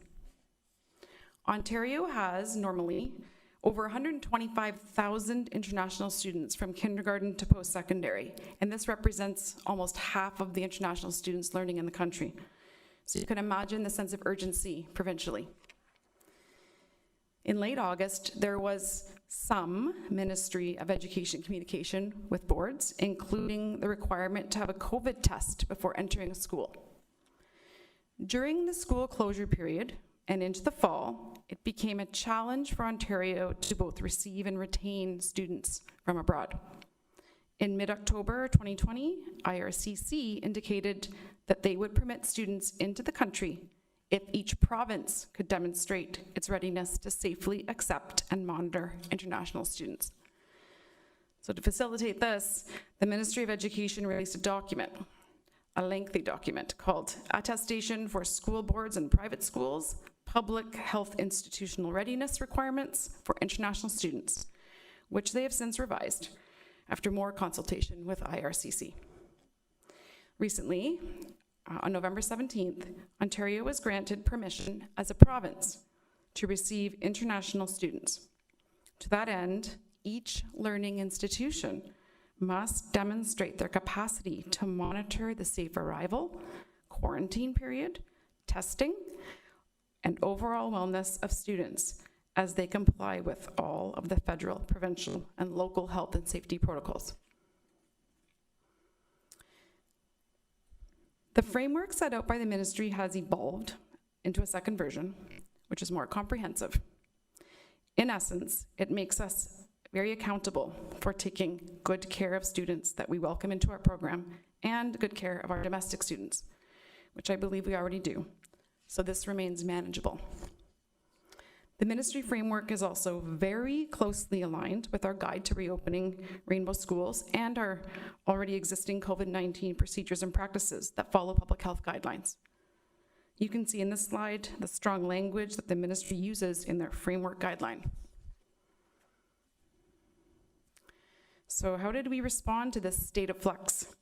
On this slide, you can see an overview of our response to the care and concern required of us. Throughout the spring and summer months, as the Rainbow International Program lead, I was in touch with students, parents, and agents to make sure that students were safe. In the summer, our Rainbow International Student Arrival Plan was updated to reflect local public health recommendations and recommendations from national and provincial organizations. The previously mentioned COVID testing requirement, a quarantine plan, and the daily screening tool. This student arrival plan has been revised and updated quite often in tandem with the changing Ministry of Education and IRCC requirements and recommendations. The plan was sent to returning students before their arrival in August, along with the reopening guide for Rainbow schools and information about testing centers. Students and parents informed us of arrival plans, host family arrangements, and negative COVID-19 test results were shared. These students were monitored through the ArriveCan app, the Canada Homestay Network, where most of our students reside, and by Rainbow International. Principals were informed about student arrivals and were asked to monitor for wellness and inclusion. Registration and guidance appointments were held via Google Meets, and frequent email check-ins followed to monitor student safety. And this, of course, continues. And that is what brings us to where we are now, looking for an approval of our response to the ministry's framework for institutional readiness requirement. And our response continues to be multi-layered. Rainbow International has put safety first. We know that traveling through multiple airports is risky for anyone. Arriving in an unfamiliar place far from home during a pandemic and living in isolation in an unfamiliar home for 2 weeks would be difficult for young adolescents. Unfortunately, integration into the school community and region at large is challenging during a pandemic, and therefore a full international experience is challenging to provide at this time. So with that, you must be wondering why we are here before you asking for a motion to allow Rainbow International to be eligible to sit on that list of designated learning institutions, declaring us ready to accept international students. Well, students who apply to study in Ontario must be sure that their preferred school is on that list of DLIs allowed to receive students. And as of November 30th, 482 learning institutions in Ontario have been added to this gateway list, maintained by IRCC. Many of these are public school boards in Ontario. And as a member, as we are, of the Ontario Association of School Districts International, or OASD, as we call it, and as a public school board in Ontario, it's important that we stand together to promote Ontario as a safe place to receive an excellent public education. Despite having deferred any new student arrivals for February 2021 and no plans to recruit in the immediate future, fulfilling the ministry attestation and framework positions Rainbow to receive international students when we are ready. Further, the president of OASD strongly suggests being named on the list of DLIs, as we have no way of knowing how long IRCC will maintain this as a requirement. To that end, we ask that a motion be put forward that the Rainbow District School Board approve the K-12 Designated Learning Institutions Framework to ensure readiness to accept international students in Rainbow schools.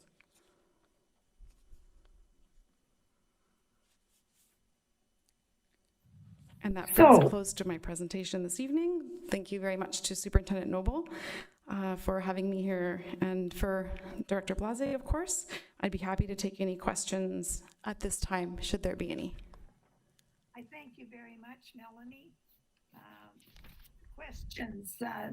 Trustee St. Jean, and then Trustee Cosmely, and then Trustee Gibson. Perfect. Thank you. Through you, Madam Chair. My question in relation to the program, recognizing and looking forward to keep our status in play for accepting students, international students, are we prepared, or are there any eligibility restrictions for students identified with special needs or a disability? That's a very good question. Thank you, Trustee St. Jean.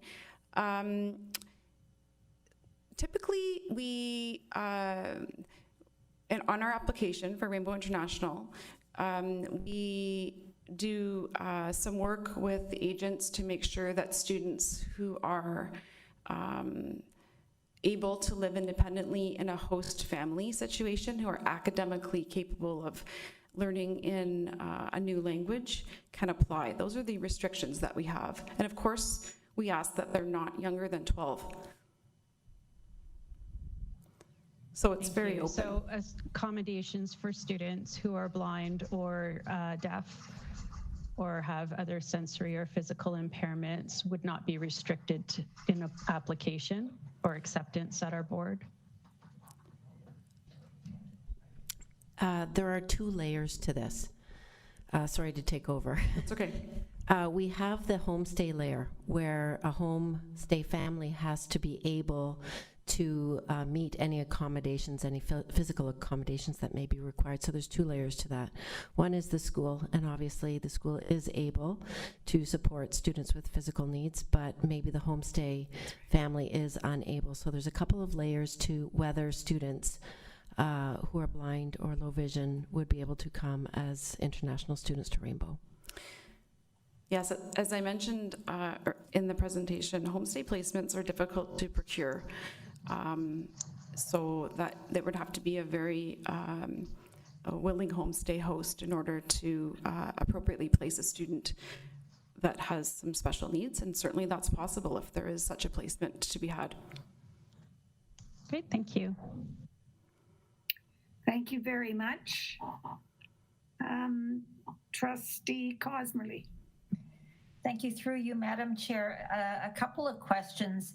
I wanted to know whether or not the 5 children that we have, I think it's 5 that we've got in school now, are they attending in person or are they attending remotely? Thank you, Trustee Cosmerly. Yes, they are all attending in person. Okay, yes. And you had indicated before that there was one student that went back home that was able to keep learning remotely. Is that something that we've sort of pursued as an option right now with some of the students that indicated an interest? Or I would imagine if we did, it would just be for the time being until things sort of settle down with COVID-19. Yes, so very fortuitously, the Ministry of Education was allowing us to provide OEN numbers to students who would like to learn with us, but learn from home. Had they chosen to do so, we could have done that for them, but that is a very temporary measure, yes. Mostly those students, one of the opportunities we provide for them is to develop their English language learning skills, and that's so much more honestly easily done when they're in a classroom environment, and especially when they can participate in community activities and co-curriculars, and that's when their oral language really develops. So some students would elect to do that. In fact, as we had one student successfully do that very thing, he was the Lockerbie student who returned home. He did that really well, but that's not usually why people would apply to a program. Thank you for the question. Thank you so much, and good luck with this. I think the better we can position ourselves for the time once we're done COVID-19, and hopefully that time is coming with all of this talk about vaccines, the better. Thank you. Thank you. Thank you very much. Trustee Gibson. Thank you, Chair Dewar. I have a couple of questions. The first one would be around recruitment. You mentioned that at this time recruitment's not possible. I was wondering if you could just briefly explain what our recruitment efforts usually entail. Sure. Thank you, Trustee Gibson. Yes, we usually, we're 5 years in now to Rainbow International, and our typical recruitment schedule would be a fall recruitment trip and then a spring recruitment trip. There was 1 year where we had 3 separate trips as we tried to do, we did actually a successful trip with EduCanada, which is a different kind of experience. So in-person recruitment is not happening right now. It's for obvious reasons. There have been some discussions, and actually have a meeting next week about this for the future, about virtual recruitment, which I believe some of the colleges and universities are already participating in. Thank you. And yes, I know that some local colleges, I've seen virtual recruitment, not necessarily geared specifically to international students, but there's no reason why they couldn't attend virtual open houses, all that sort of thing. So they do seem to be well onto that. Given that we do have students attending and one that actually returned to attend, what were the main reasons that we decided not to accept the students in the spring? Could someone briefly explain the reasons behind that decision? Well, there's a couple of The plans in place. I mean, I've seen a very thorough plan and we're voting on it Yes. tonight. So I'm just curious Yes. why, when we seem to be ready and those people expressed interest, you know, what was holding you back? Sorry to interrupt. Oh, no, no problem. Well, there are a couple of things here. We've talked at length about this. The first is the mental health and wellness of kids comes first, right? And so we can sell somebody something, but we have to deliver, you know, if to use a sort of a crass way of putting it. But this is a fee-paying international student, potentially, who's coming all the way across the earth to, they put our trust in us to serve them well and provide this great Canadian international experience. And, you know, I have a moral problem personally with not being able to deliver that product, if you will, in the way that we've advertised it. And then, as I mentioned, it's a challenge for us sometimes. I just answered an email earlier this evening from one of our current international students to make sure our students, or these fee-paying students, are engaged in life outside of the room in which they stay. And to live through a pandemic and be in a home with somebody, and we're so grateful for people who provide homestay placements, but it's challenging for those families to manage the care and concern. It's more onerous of the students that are in their homes, and it's harder for us really to include students in activities that we normally would run and aren't. You know, we're doing the best we can, of course, and I think we're doing a good job, but it's harder for us to coax, if you will, some of our students to get out in the community and participate, and that leads to what we fear, some, you know, mental unwellness. We worry about that. I hope that answers your question. It certainly did. Thank you very much. That's all. Thank you, Trustee Morrison. Thank you. I will be supporting the motion because I like other trustees have said before me, I think it's important to position ourselves appropriately. So I will be supporting the motion. Question I have of you is, what about international students that we didn't necessarily recruit? For example, the children of international students who may be attending post-secondary institutions, or professors at any of our post-secondary institutions who may have children. Mm-hmm. They have a legal immigration status, whether it's teaching or learning, but what happens to their kids? And will this allow their kids to go to attend Rainbow schools?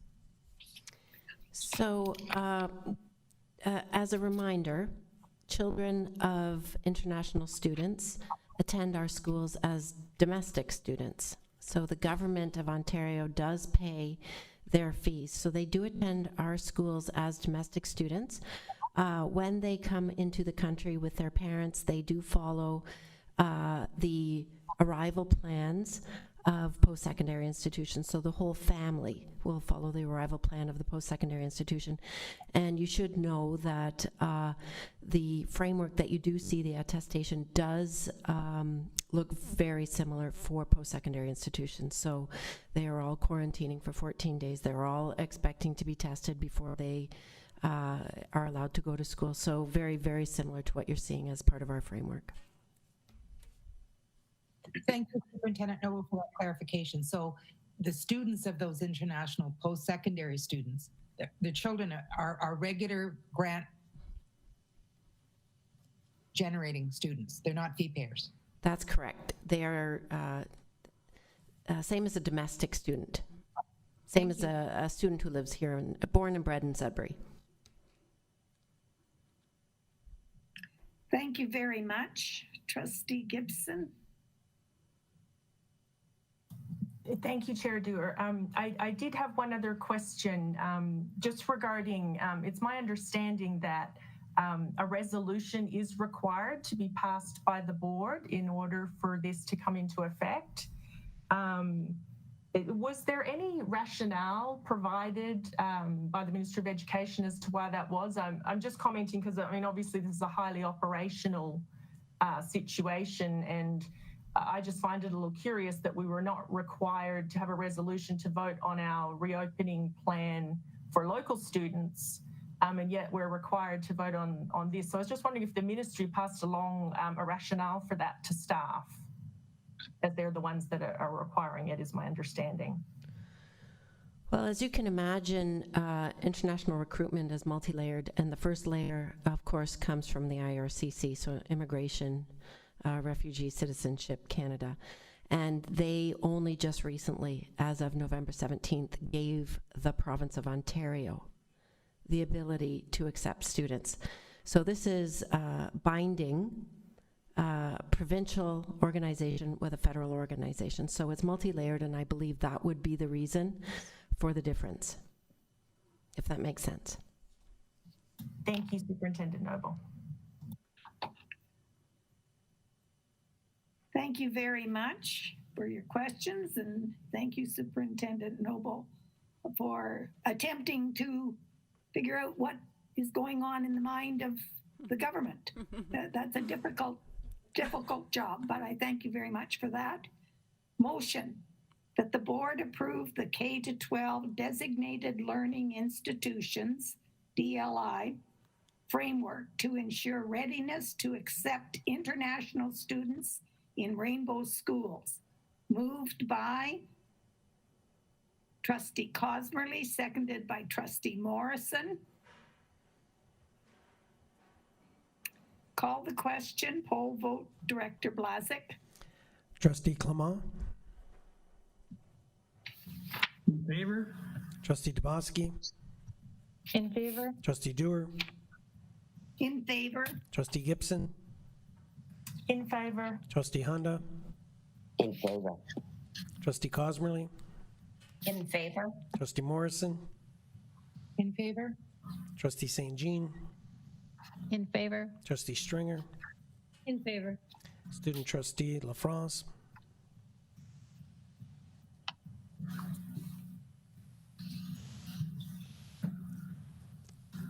carried. Motion is carried. Director's annual report. Director Blazik.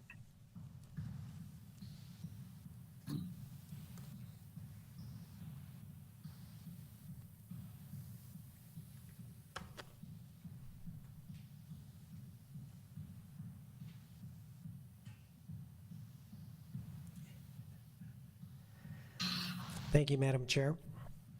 Trustees, I'm pleased to present the annual report for 2019-2020. We have prepared the annual report electronically for ease of sharing. It will be posted on the board website in an accessible format next week. This evening, I invite you to view the annual report with me as it is projected on the screen. I will send the link to you so you can read the entire document at your leisure. Like last year, we have added some video to bring the annual report to life through the voices of students, staff, parents and guardians, and of course partners. We will link to the video clips when we post the annual report online. Our cover features one of the outdoor learning classrooms created this summer. And join the space is Karma Wilkes, a grade 8 student at Lansdowne Public School. We begin the annual report with our vision, mission, and values, which provide the foundation of who we are and what we do. In 2019-2020, school year began like any other and ended like no other. For historical purposes, we have included a timeline on school closures and reopenings. We wanted to capture this moment in history.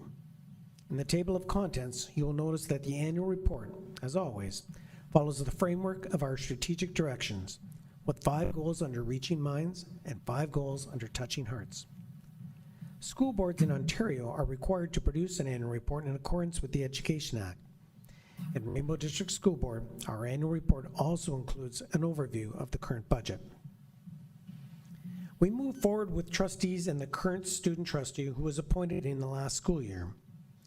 Page 3 also includes photos of Executive Council. We continue with the messages from the Chair of the Board and the Director of Education. And both messages offer interesting perspectives on the year that was. Chair Dewar quite rightly states, there was no school life before the pandemic. It manifested itself in classrooms across Sudbury, Espanola, and Manitoulin, where the curriculum combined with character development to inspire students to achieve their full potential.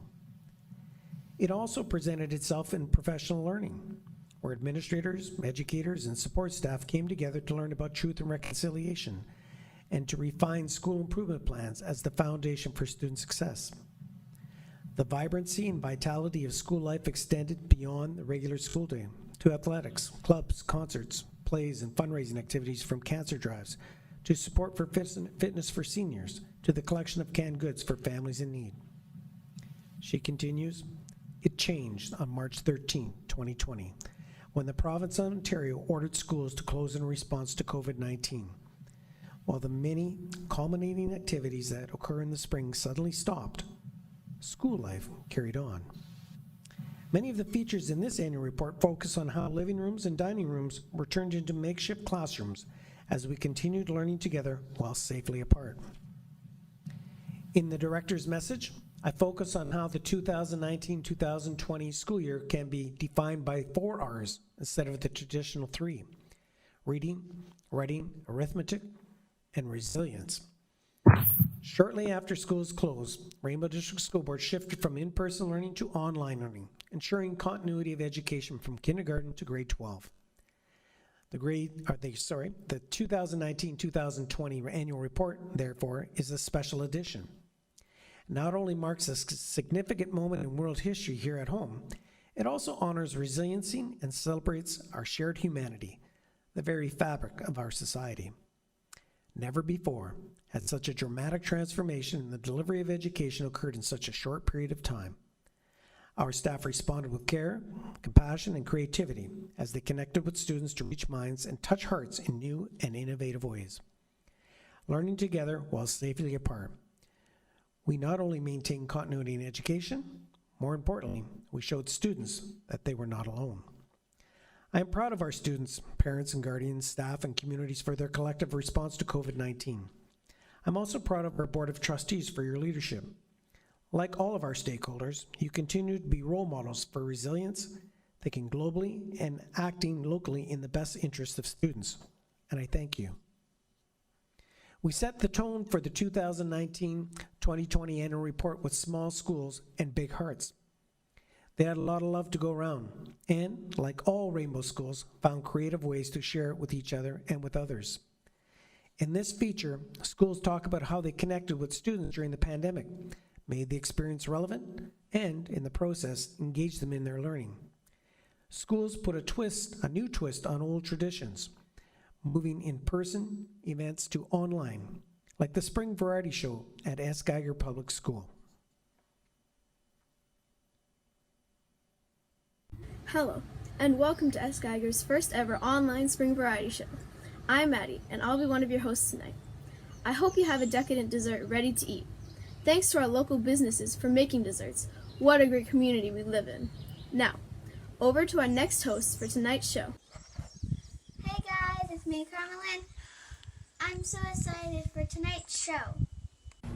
Hi everyone, my name is Madeline, and I was the first MC at S. Geiger's first variety show. I just want to come on here and say good luck and have fun with your very first virtual spring variety show. The Kindness Ninjas at Larchwood Public School made masks to thank nurses for helping keep our community safe and healthy. Other children painted rocks with vivid colors and optimistic messages, leaving them on area doorsteps to brighten other people's days. Beginning on pages 8 and 9, we focus on our priorities under Reaching Minds and Touching Hearts. In our first feature, we highlight how we provide authentic and engaging learning opportunities. And we can all admit, the global pandemic served as an unparalleled educational opportunity, taking real-life learning to a whole new level. As PPE, or personal protective equipment, became a household word, staff, students, and community members jumped into action and started their very own production lines. They used 3D printers to make face shields for frontline workers. Teacher Tim Walker of Lively District Secondary School said, "I welcome the opportunity to create a teachable moment for my students, showing them that makers and designers can use creative solutions for unanticipated problems on a global scale. We also focus on climate change, and more specifically, that trustees approved a motion that Rainbow District School Board declare a climate change emergency and create a climate change action plan, including having 100% of Rainbow schools certified as eco-schools within 3 years, with each school committed to reducing its carbon footprint and increasing sustainable practices. The motion recognized the urgent need to do more to ensure sustainability. As leaders in learning, we will continue to play an active role in addressing this global challenge." Our annual report continues with students getting a head start in the skilled trades thanks to a partnership between Cambrian College and Rainbow District School Board. A total of 21 students from Rainbow schools in grades 11 and 12 are earning dual credits that count towards both their high school and college diplomas, while also qualifying for the academic portion of apprenticeships in the skilled trades of heavy-duty technician, welder fitter, and general carpentry. The number of participants was more than double previous years, which is very exciting given the need for more workers in the skilled trades. Just before the pandemic, a signing ceremony was held at Cambrian College, the first of its kind. Participating students and their parents and guardians had the opportunity to meet their co-op employers and tour Cambrian's skilled trade labs. And March 11, 2020 was an historic day for Cambrian College, Kenjuenteg, and Rainbow District School Board. The three organizations signed an agreement to offer a dual credit course to students at Kenjuenteg and Manitoulin Secondary School. It was the first time Cambrian has entered into a dual credit partnership with a federally funded education authority, and the first time the college has partnered with a school board and a federally funded education institution on the same dual credit course. Under the partnership, participating grade 11 and 12 students at Kenjuenteg and Manitoulin Secondary School will be enrolled in Cambrian's Applied Technology 1 course as part of Cambrian's Pre-Trades Technology program. With these stories, we demonstrate how we set high expectations and create excitement for learning. Support students to reach their potential. To illustrate this priority, we focus once again on Empower Reading. The program, which turns struggling readers into confident readers, became an important part of distance learning for a core group of teachers and their students. Reading strategies help students decode words through fast-paced interactive activities, consistent repetition, and collaboration in small groups. With the help of the Empower training team at Sick Kids in Toronto, Empower teachers across Rainbow District School Board adapted the collaborative classroom program for distance learning, enabling students to continue building their reading skills from home. Small groups of students use Google Meet to connect virtually every day. And while each session followed a routine similar to the in-class model, material was reassessed and adapted to better suit the new online environment. Robin Best, an Empower teacher at Charles C. McLean Public School, was encouraged by how well students adapted to the virtual version of the program. Students were learning, practicing, and applying the strategies, she said, and they were surprising themselves when they read big words that they never thought were possible. The smiles on their faces at those moments make any of the frustrations along the way disappear. It was a truly rewarding experience. In our next piece, we find out what teachers do when they can't be in the classroom. The answer? They create the next best thing, a replica of the classroom through an unlikely teaching tool called Bitmoji. Teachers created digital versions of themselves and incorporated them into the slideshows to produce a virtual version of the classrooms and make lessons that much more engaging. The little avatars could jump, dance, take students on field trips, even give words of encouragement to students while they completed their day's lesson. Some teachers use Bitmoji to create libraries with links to interesting resources. April Alick, an intermediate teacher at Little Current Public School, said she had to rethink how she delivered content to grade 8 students online. Making the virtual classrooms more interactive increased student engagement. I think it made it more personable and gave the students a sense of familiarity, she said. I even asked students to share their own Bitmoji avatars with me, and I used them throughout the slideshow. There are many more examples of how Rainbow Schools foster 21st century skills and competencies. Through technology, students access relevant content, engage in interactive inquiries, and dig deeper. And as you will read in the examples that we have provided in this report. Still, under Reaching Minds, we look at how we deepen literacy and numeracy skills through the summer learning program. Rainbow Schools have been focusing on automaticity, spaced practice, vocabulary, and comprehension. This year was no exception despite the pandemic. Teachers called on their creativity to bring summer learning into students' homes, continuing to focus on literacy and numeracy through the distance learning that began in the spring. In the summer learning program, teachers can dedicate more time on fewer skills and work towards students understanding and then mastering these skills. And they made learning fun, as you will see in this quick clip.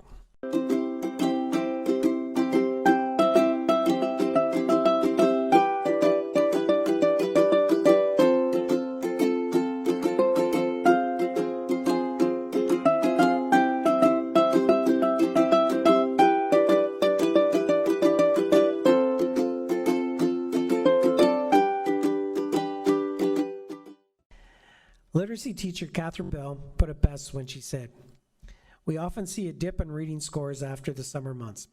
As a literacy teacher, I'm working to improve my students' confidence and love of reading, as well as fluency, decoding, and/or comprehension."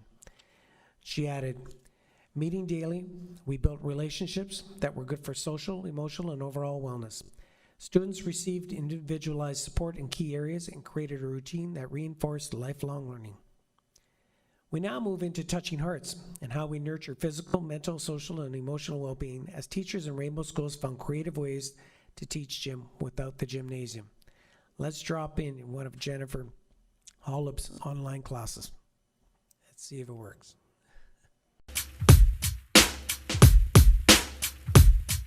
Welcome to a very special episode of Ms. Hollup Exercises. I asked my gym students to send me their dance moves and they delivered. So this goes out to all of you. And of course it wouldn't be a Ms. Hollup dance video unless I brought in some special guests to join me.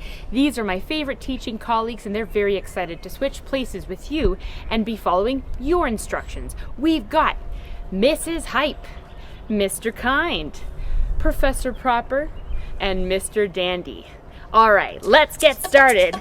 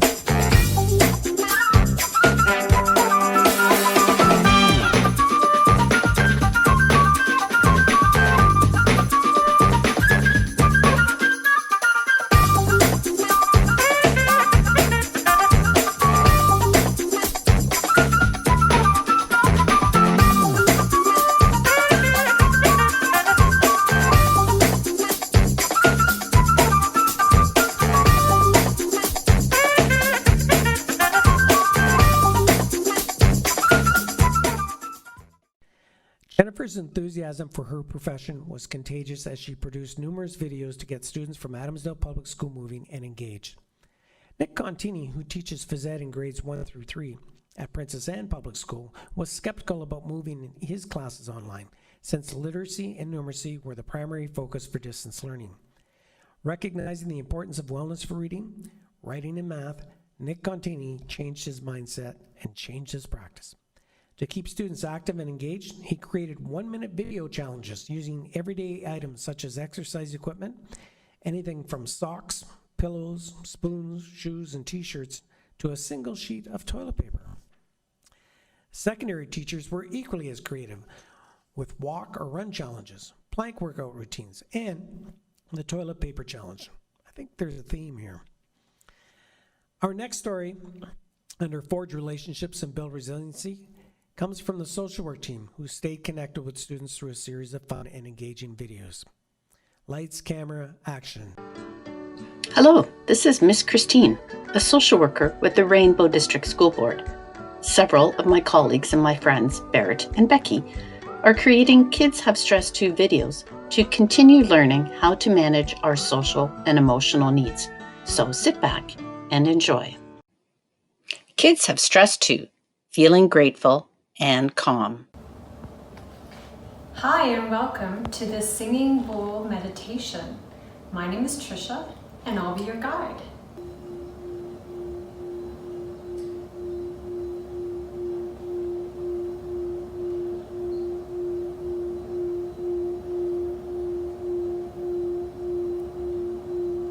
Kids Have Stress Too, episode number 3.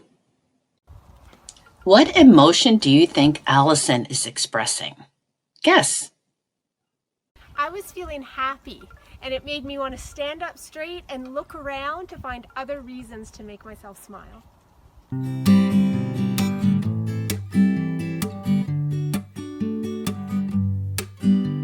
Today I'm going to talk to you about how we can use a stoplight to help us change any feelings that we have related to stress. Kids Have Stress Too, Episode 5, Empathy and Caring. Today's video is about empathy and caring. Empathy is another word for putting yourself in someone else's shoes. So if you know someone is in need, it's important to show you care about them and maybe even do things for them. Kids Have Stress Too, Episode 6, Problem Solving, an Opportunity for Learning and Growing. Hello everyone, my name is Allison, and today we're going to talk about how we can become more flexible. Now, many of us just think about moving our bodies when we think about being flexible. Maybe we all know someone who can do the splits or something really cool like that. And yet today, I am going to be talking to you about how we can make our minds more flexible. Social workers demonstrated yoga poses, proper hand washing, and meditation and mindfulness techniques, provided strategies for problem solving, conflict resolution, and communication, and nurtured life skills like empathy, perseverance, and kindness. They also shared activities students could do at home when they needed to quiet their mind and reduce anxiety, like rock painting, playing outside, exploring nature, enjoying a walk, or other exercise. When we forge strong relationships and build resiliency, we support success in learning and life. This was also demonstrated when partners from the City of the Greater Sudbury Police Service, school boards, post-secondary institutions, and community organizations came together on October 16, 2019 to sign the Community Threat Assessment Protocol, a collaborative response to a person of concerns threat-making behaviors. Very plain and simple. I always look forward when I get a phone call to come to Sudbury to do training, to consult, and to be here for a signing ceremony. Because this here protocol region is so strong to have 20 plus partners, realistically, including the city, and then going from police to school districts, mental health, child protection, probation, and others. It is a remarkable task that you have accomplished. Any of the partners to the protocol can activate a violent threat risk assessment, often referred to as a VITRA. The goal is to keep the community safe by intervening before a violent incident occurs. We honor diversity and enhance cultural understanding in our feature story about truth and reconciliation and our commitment to Indigenous education. In April 2017, Rainbow District School Board passed the motion acknowledging the work of the Truth and Reconciliation Commission and committing to key recommendations as they relate to education. In an effort to achieve these outcomes, the board hosted a series of consultations throughout 2017-2018 to create an action plan. The Truth and Reconciliation Commitment to Action Plan is currently being implemented. The plan outlines goals and strategies in 4 key areas: Indigenous knowledge, Indigenous culture, race relations and healing, and Anishinaabe win. We invite Kevin Lamoureux of the University of Manitoba to lead a professional learning session for staff earlier this year. So when thinking about this idea of reconciliation, I love this idea that we have an opportunity to remind the children that every one of us inherits this relationship and we get to be caretakers of this relationship. And really what this all comes down to is this idea of safety, that we want to create learning environments that are safe for our students. And not just safe in a physical sense, and not just safe in terms of being bully-free, but safe in being who you are, and knowing that if anyone tries to hurt you for who you are, somebody with authority is going to stand up for you. that we're not going to tolerate belonging being robbed from any of our students, because that's our commitment as a community. This idea of safety runs so deep and is so beautiful, not just for Indigenous kids, but for all kids. If I'm understanding reconciliation the right way, it means that there are no losers because of this. This idea that if somebody is benefiting, if somebody's getting attention, that somebody else is losing, that's a zero-sum model. That comes out of the military. It's got no basis in school. If we're doing reconciliation the right way, the way the elders intended, there are no losers. Everyone enjoys a greater sense of belonging at schools. Kevin Lamoureux said that if we can create the kind of schools where all of our children know that they are loved and that they belong and that they've got a contribution to make for a beautiful future, I think that we be accountable to the people we should be accountable to. Every act of love that you offer to a kid's life is going to echo across generations. And to mark National Indigenous Peoples Day on June 21st, 2020, Rainbow District School Board's Indigenous Education team produced a video celebrating the contributions and resiliency of Indigenous peoples. The video, which was shared with students and staff in Rainbow Schools as part of the larger educational resource, focuses on language, culture, traditional foods, music, dance, and art. We now turn to the power of art during a pandemic as we focus on valuing student, staff, parent, guardian, and partner voice. For some visual arts students in Rainbow Schools, the pandemic provided a rich source of inspiration to nurture their artistic abilities and give rise to their voice. According to Vanessa Cato of Llewellyn Park Secondary School, the arts can be a powerful platform for expression and historically mirror what's happening in the world. For many people, they don't know how to say how they feel, but can create it. Or alternatively, someone can look at an artwork and connect to what they feel or think, she said. The arts provide a different way of seeing and perceiving the world with no language or cultural barriers. Can one hand say a lot? It can, when the hand belongs to Dieter Leash Parks. The dance major who graduated from Sudbury Secondary School last June was challenged to choreograph a routine with one hand. He drew his inspiration from Black Lives Matter, pride, and lived experience to create a moving work of art with a meaningful message.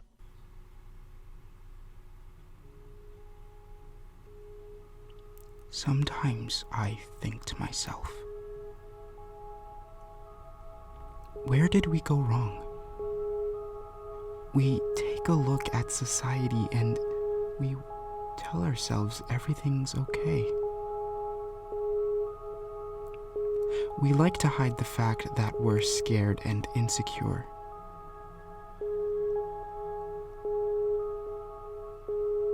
But is it okay? Society is fractured and broken, and all we can do is sit here and wonder how we got here. We always place the blame on others and never take into account we have a voice. We can do something about it. We can make a change. So please ask yourself, can you make a change?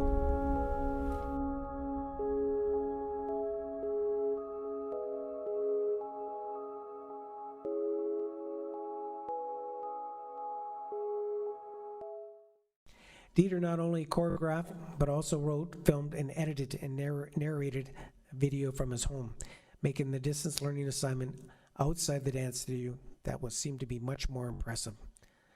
Please, if you get a chance, make sure you get to see this video. We end our features under Touching Hearts with Celebrate Student, Staff, School, and System Success. After many years of education, the greatest gift for any student is graduation, the culmination of it all. It is not only a rich tradition, it is also a rite of passage.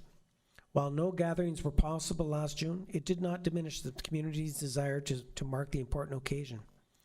Rainbow District School Board reached out to leaders in all sectors in Sudbury, Espanola, and Manitoulin, including our trustees, to invite them to pay tribute to the class of 2020. The responses was positive, as voices from the public and private sectors welcomed the opportunity to congratulate students who were graduating during an unprecedented time. They spoke of patience and perseverance, resilience, adjusting and adapting to life changes, responsibility, turning challenges into opportunities, respect, and what this all means in the bigger picture of learning in life. They commended students for demonstrating kindness, for supporting each other while learning from the safety of their homes, and for making the best of an unusual situation and for responding with care and compassion. They praised students for following public health guidance, and they shared their own lessons in life, gleaned from years of education and experience. Rainbow District School Board is grateful to the community leaders who participated in the tribute to the class of 2020. Thank you for supporting student success. The annual report always features an overview of the current board budget.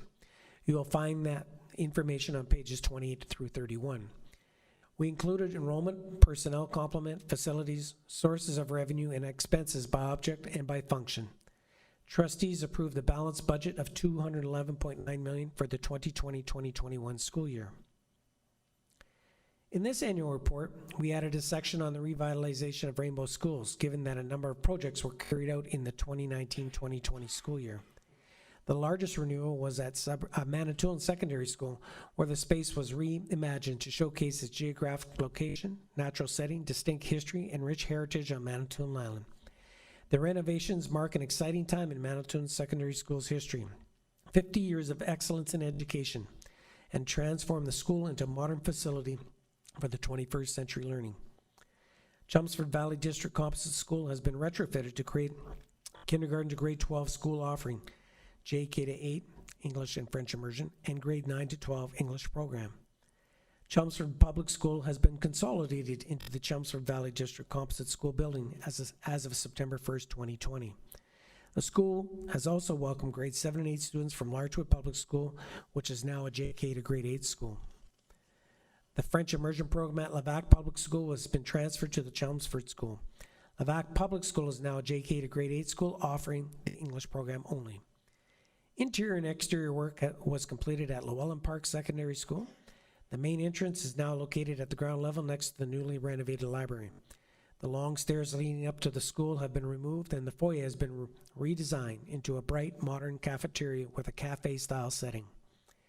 LaSalle Secondary School welcomed grade 7 and 8 students from Adamsdale Public School, Carlane Nesbitt, Churchill Public School, and Cyril Varney Public School on September 1st, 2020. The grade 7 and 8 wing has 10 classrooms. Modern and bright, they are equipped with smart projectors, whiteboards, and new furniture to inspire 21st century learning.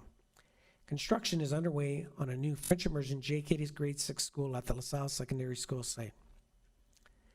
The annual report concludes with NAWSA and OFSA highlights, as well as a list of scholarship winners and Ontario scholars. This section will be completed as we receive the information from the schools, given that we did not want to preempt any graduation ceremonies. On the last page, we have included a current directory for Rainbow Schools. And in closing, I would like to commend trustees for their leadership and thank staff, students, and parents and guardians for their ongoing support. While the school year was atypical, we did not skip a beat. 2019-2020 was another school year filled with pride, promise, and unparalleled displays of resilience. It will be a pleasure to share this annual report with the Minister of Education and the community. Thank you. Thank you, thank you, Director Blazik. And once again, it truly is a wonderful report that you've handed in. And you know, it wouldn't be nearly as wonderful if we didn't have just an amazing staff that made all the things happen that we read about and see. And of course, we wouldn't dare leave this without mentioning a very sincere thank you to Nicole Charette, who does a wonderful job, and I know she has help. And but thank you so much, trustees. Trustee Stringer, Trustee Morrison, and Trustee Cosmerly. Thank you, Madam Chair. My first thought after hearing this and viewing it was, wow, everyone's done a great job. I love that they've included student voices and teachers' voices in responding to program outcomes and creative teaching solutions. Love the idea of the 1-minute video challenge. I'm sure the students did as well. and I look forward to seeing the video links. A big kudos as well to Nicole Charette and Jennifer Bata and all of the contributors. I think you've captured the essence of the heart and minds of Rainbow District School Board in this report. Really well done. Thank you. Thank you very much, Trustee Morrison. I just want to agree with everything that Trustee Stringer just said, and thank again Director Blazek. Every year we have an exceptional annual report, but this year even more so, because what I guess that hit me, Margaret, just as it hit you, was the uniqueness of this year, and they managed to capture that in what we've seen, both the emotional stuff, all of it related to COVID, the challenges that everybody, our staff and our administration and our families and students had to rise and met those challenges over the course of this very unusual year. So thank you for capturing all that, Director Blazek, and for everybody who's been involved in creating this really high quality product. I hope you're not too concerned about the technological glitches tonight and the fact that we weren't able to properly load the video links, because I'm sure all of us look forward to viewing those links when they're up on the website. So please know that that work is not lost, and all of us look forward to viewing that at a later date. Thank you. Thank you, Trustee Morrison. Trustee Cosmerly. Just want to echo what the other two people have said. Wow, it is quite a document. I wanted to give a thanks to the teachers for their creativity. It blew me away, some of the stuff that I found on the internet with some of the things that people were doing, and it's really unfortunate that you couldn't share Jennifer Hollub's exercise classes, because I did them and they were really hard, but they were so much fun. Thank you so much. Thank you, Trustee Cosmerly. And I know that each one of us would like to repeat exactly the words from the trustees, the three trustees that have spoken. So thank you very much.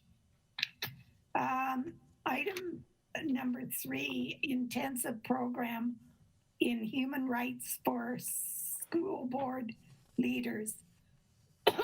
I'd like to refer the trustees to the backup that was attached to tonight's agenda. And I'd like to quote from that backup. This program is designed to provide school board leaders with a foundational understanding of human rights standards and equity relevant to Ontario's publicly funded school boards. End quote. I noticed it was developed in consultation with OBSPA and OSTA-AGO. And I think you also need to know that just today we received an update from the minister, and I have already sent it along, shared it with you through correspondence.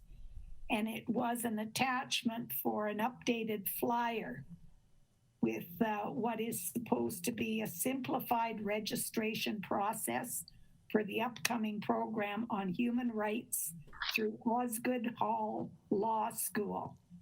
And it also says there's no need to re-register if you've already done so. So there is a cost, of course. I think it's $395. And I do know that our student trustee has already registered. So we're going to have a motion that the board approve the attendance of the following trustees at the intensive human rights program for school board leaders to be held via video conference at specified dates during December 2020 and January 2021. And I thank Heather for putting together that motion that mentions specified dates, because there are 3 or 4 different dates. It's a 2-part program, and you need to look at that backup, which Heather has included. So I wonder if you know, I'm going to put down student trustee LaFrance. Is there anyone else that has looked at that and is interested in going. Just a second. So that's Trustee Dabowski, Trustee Gibson, and Trustee Cosmerly, Trustee Stringer, Trustee Clement, Trustee Morrison,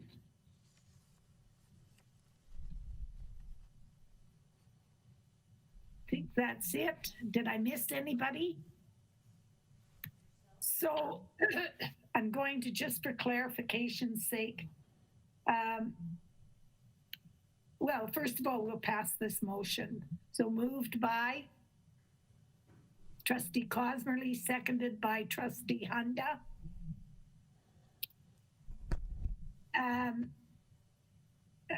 Director Blazik, poll vote. Thank you, Madam Chair. Trustee Clement? In favor. Trustee Dabowski? In favor. Trustee Dewar? In favor. Trustee Gibson? In favor. Trustee Hunda? In favor. Trustee Cosmerly? In favor. Trustee Morrison? In favor. Trustee St. Jean? In favor. Trustee Stringer? In favor. Student Trustee LaFrance? In favor. Carried unanimously. Thank you very much. So I want to, just before we leave this motion, point out that you need to go to the site and register. And registration is on a first come, first served basis. Each session is capped, and only sessions with availability will show on the registration site. And as soon as you register, the board will be charged, and the one fee pays for both parts.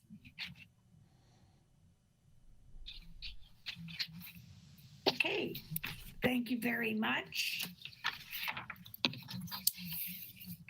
Request for leave of absence, there being none. Director's remarks. Thank you, Madam Chair. As you know, and I wish she was still here, she left us, Karen Cosman, our Manager of Finance, who's been with us since the year 2000. And after 20 years here at RDSB, Karen will be retiring, and she will be moving on. Her goal is, of course, to travel the world when it allows her to do so. We'd like to thank her for her years of service, and we will greatly miss her. We will be welcoming a new manager of business, Nancy Chiquetto. She'll be starting on December the 14th. So the last day for Karen, I believe, is December the 17th, which is next Thursday. We also have a principal change occurring right after Christmas. Lisa Paquette will be replacing Giselle Alone at Westmount Public School effective January the 4th. Giselle is retiring at the end of December, and Lisa has just ended her secondment to the Ministry of Education. And so we wish Giselle all the best, and we look forward to having Lisa back. So there's another change that be aware of. There'll also be a couple of changes, minor changes in second semester that we'll be communicating in the near future. Today I want to really speak, though, about some community support. Every year, especially during the festive season, individuals and businesses and local groups and of course anonymous contributors come forward and display tremendous acts of kindness. And it makes me very proud to be from this area. Rainbow District School Board resides in a very fortunate geography. There are so many acts of giving and thoughtfulness from Manitoulin Island through Espanola and throughout the greater city of Sudbury. I'd like to share and acknowledge a few, although I'm going to be upfront with you. The list that I did have in front of me is exhaustive, so I apologize. I can't go through all of them. There's literally hundreds, okay? But I just wanted to share a few acts of kindness. This one's from the greater city of Sudbury. Last year, one of our community members and parents, Matt Stillwell from Matt's Plumbing, donated 40 turkeys to Lively Secondary School. And he told Leslie Mantle, the principal, that no family should be without a turkey for Christmas dinner. This year, Mr. Stoa has partnered up with other contractors around the city and is looking at donating over 300 turkeys to families in need. The list of contractors include Matt's Plumbing, Barber and Gaynor Construction, Plumbing Warehouse, Total Personal Solutions, and Amco Supply. And just so you're aware, we were able to identify a number of schools that would meet that criteria, and they're very grateful for that. Another organization, the Urban Indigenous Sacred Circle, provided enough coats, boots, and clothing to 23 secondary school families here in Sudbury. 2 staff members anonymously gave $500 each to a school. One of our families purchased 30 infrared thermometers to be given to families to support daily checks for student health. 25 families took advantage of this offer. The Sudbury Police Association donating $2,500 to Queen Elizabeth Public School, 10 $100 grocery gift cards, and of course 10 $150 Toys R Us gift cards. Electrical Safety Authority donated $50 to go towards a special bag lunch for every student. An anonymous donor has given funds to purchase a pair of Christmas socks for every student in the school, of course this being at Queenie. And on the island, at Siganak Public School, the Case family of Manitowoc is donating an ice fishing rod to each student, approximately 100, at a Siganak school in memory of Mrs. Shan Case, whose children are graduates of the school. Shan passed away suddenly this fall, so her children made the donation on her behalf. So as you can see, those are just a few of the very many donations that are out there. And I will tell you, there are grocery stores and individuals time and time again where they have identified the uniqueness of and the generosity of individuals and businesses in giving tons and tons of stuff to our schools. It's one of the first years I've asked for the schools to submit to me what their contributions were, and we were just inundated. And of course, I'm kind of embarrassed that I don't have the time to tell you all of the folks that have given, but I'm just very thankful that we live in such a wonderful community in a wonderful area. So a very special thank you to all of those individuals and of course businesses and charities that have given so much to our children. As well, you know that the Edgar Burton Drive food drive is well underway. And this year it's a little different. We can't collect the cans like we used to, so we're focused on monetary donations. But this is not a bad thing. Remember, for every dollar donated to the Kids Helping Kids campaign, it is the equivalent of $6 of purchasing power. So every dollar is worth $6 for purchasing power at Edgar Burton. So that's a pretty nice leverage. As well, I also wanted to remind all of us that we have our school year calendar coming up. We'll be having that meeting on Wednesday, January the 13th, for those who are part of it. And just a reminder that Public Health will be working on a protocol with school boards to ensure our return to school in January is safe. Our next meeting is this Friday. Meanwhile, we ask that all families and individuals adhere to public health advice, especially as it relates to gatherings, remaining at home, the wearing of masks, physical distancing, and washing of hands. And as I end tonight, I want to wish all of you a safe festive holiday. And remember, we are all in this together. And I hope all of you make the most of the holidays, albeit maybe a very different one. Thank you.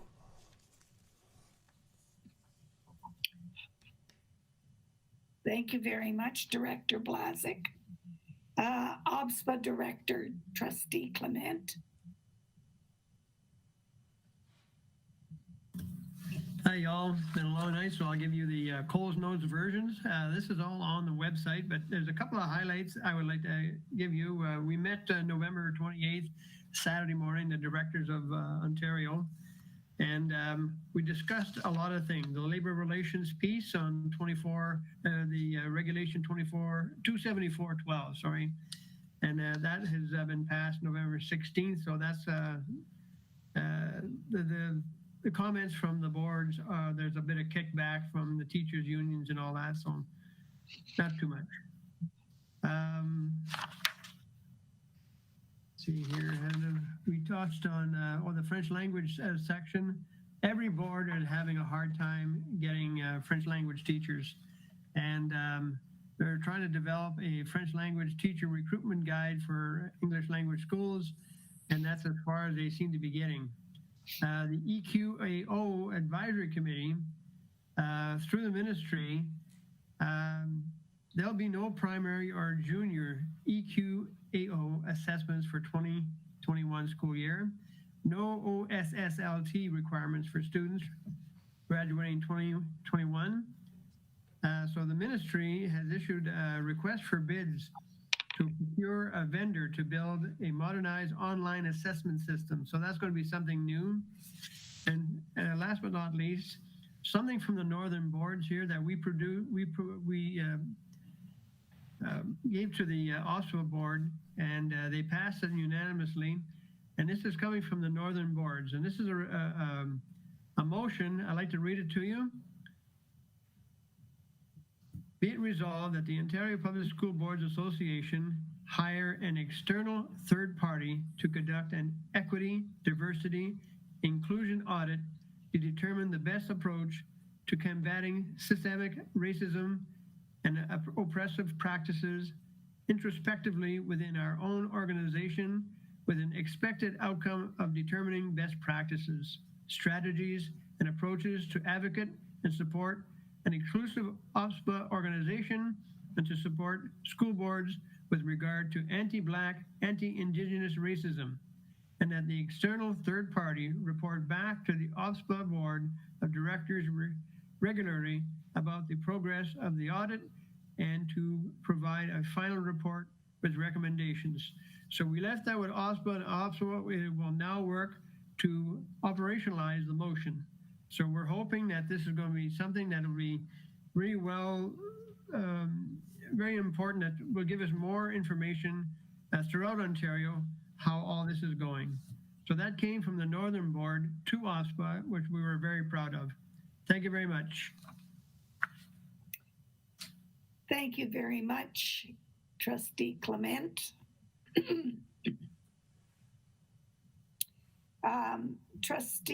Student Trustee LaFrance, are you there? Yes, sorry, my camera's not working today. I don't really know what happened. Okay. But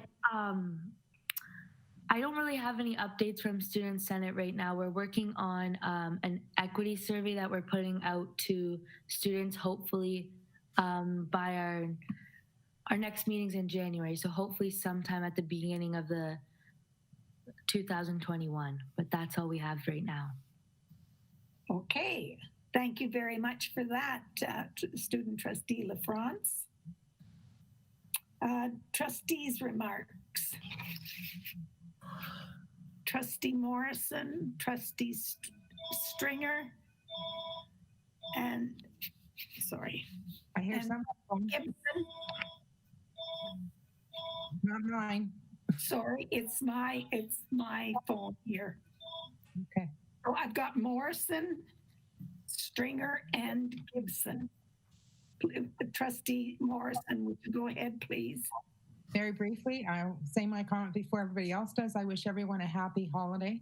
I hope everyone stays healthy and safe throughout the holiday period. I know it's going to be different for most of us with the lack of family traveling. Some of us have lost family members this year, so this year is going to be tough to begin with. And then not being able to get together with other family and friends and other households is very difficult on all of us. So I have to say, I miss not being able to see you. I'm a hugger and I miss not being able to hug all of you. So I hope you feel virtually hugged, and I wish happy holidays to you all. Thank you. Thank you very much, Trustee Morrison. Trustee Stringer. I too would like to talk about generosity, kindness, and fishing rods. I want to once again thank the Little Current Fish and Game Club. Each year, our grade 4 students at 6 schools on Manitoulin, 4 Rainbow schools, and 2 of our schools on First Nations are invited to visit Little Current Fish and Game Club's hatchery ponds, where they participate in a variety of workshops around fish conservation. Although they had to be canceled last spring, the club still very thoughtfully made sure that all current grade 5 students received fishing rods and reels, as well as a DVD for their class outlining the program. As you can imagine, and the students just received these recently, they were so excited. And I just want to say another big thank you for that special Christmas gift for all of the students in the grade 4 programs here from the Little Current Fish and Game Club. I also would like to mention Karen Cosman, and I understand she's not present right now, but I really like to say that she will be missed, not only for her vast expertise and her depth of understanding of all things finance, but also for her caring, thoughtful, and humorous personality. It has been a real pleasure working with Karen through the years, and I wish her all the very best on her retirement. And one last item, I had the opportunity to join in the Indigenous Trustee Council meeting last Thursday, just for the last hour and a half of it. And I listened to concerns and challenges regarding topics such as broadband connectivity, equity between provincial and federal funding, just to name a few. I'm looking forward to attending those future meetings as a member board trustee. And I'm glad that invitation was put out there. That's all. And Merry Christmas to everyone. Yeah, even if it's a different one. Thank you very much, Trustee Stringer. Trustee Gibson. Thank you, Chair Dewar. I just wanted to echo Trustee Stringer's thoughts on the Indigenous Council Trustees meeting. It was a very interesting meeting and a lot learned, and I also look forward to attending more of those.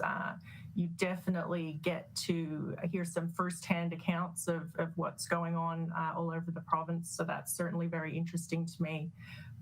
So I look forward to taking part in more of those. There are some advantages, I guess, to the pandemic because we've been allowed to broaden our horizons a little bit in terms of being able to attend and have opportunities to attend meetings that we might not have otherwise. So there's a little silver lining there, I guess.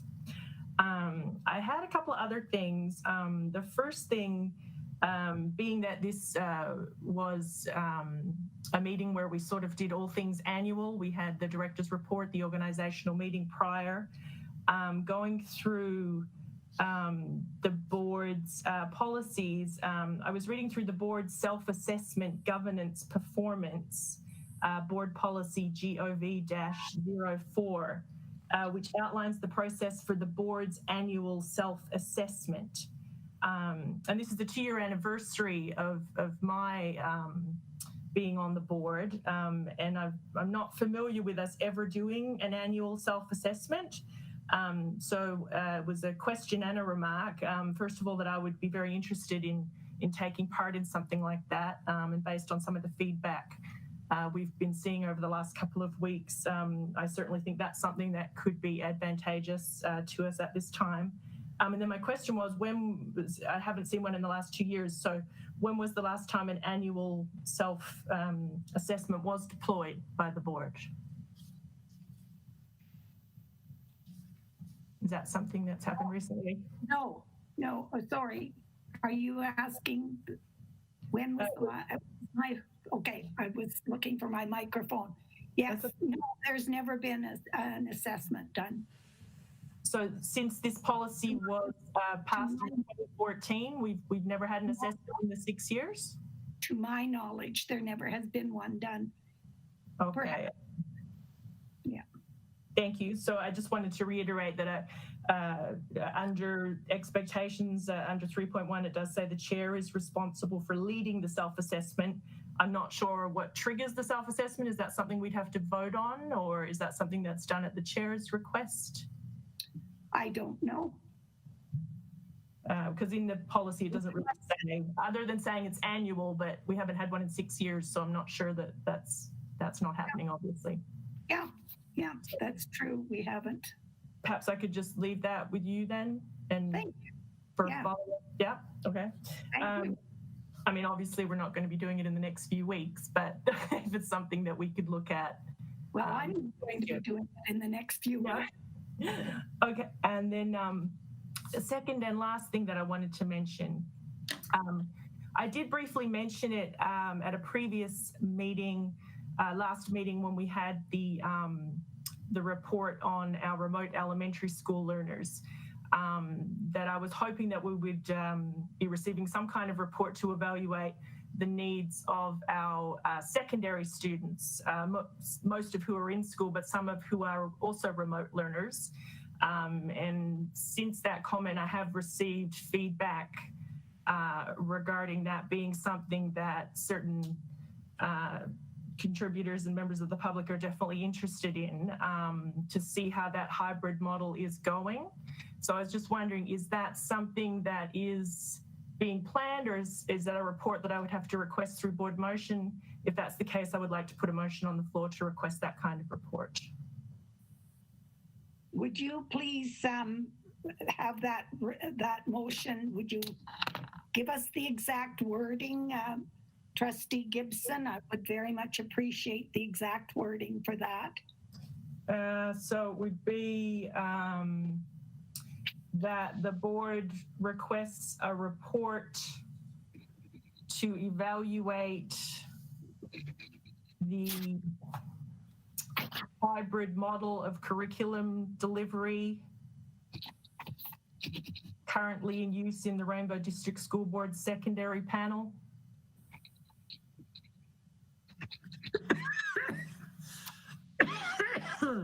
In order to evaluate the needs of remote learners in that program. Or that may not be necessary. I'm welcome to assistance in formulating the motion. No, that's fine. Have you got something written down there, Heather? So perhaps just ending at secondary panel then?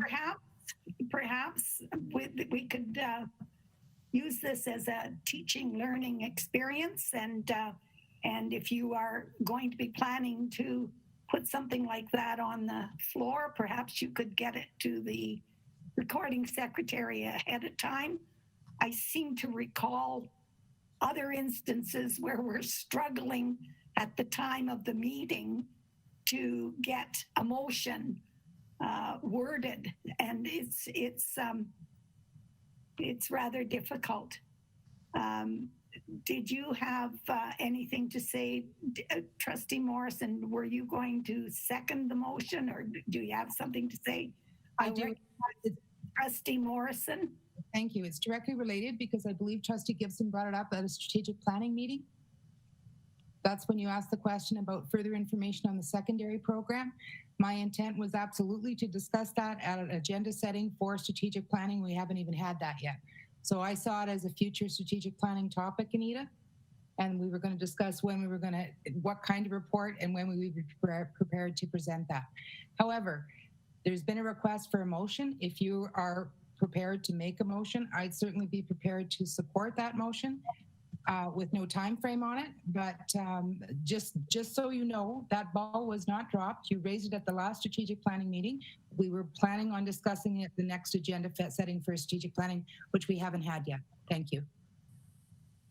I think that's a good point, Trustee Morrison. This would be a topic that would be, I would recommend be sent to the Strategic Planning Committee meeting.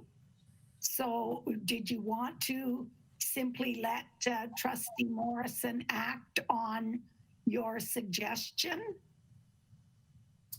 Certainly, I'm amenable to that. I'm just most interested in seeing the report. So if that's going to happen that way, I'm happy with that. Good. Okay. Thank you very much. That helps us. And just a reminder to all trustees, if at all possible, and you want to put a motion on, it would really be beneficial if we could have the motions handed in ahead of time. So I thank you very much. Was that it, Trustee Gibson? That was it. Thank you, Chair Dewar. Trustee Hunda. I almost forgot. Thank you very much, Madam Chair. I just want to also wish everyone in this incredibly historic year happy holidays, Merry Christmas. I wish as the new year comes forward that we start to make progress and start to get our lives back to normal, if that shall ever be.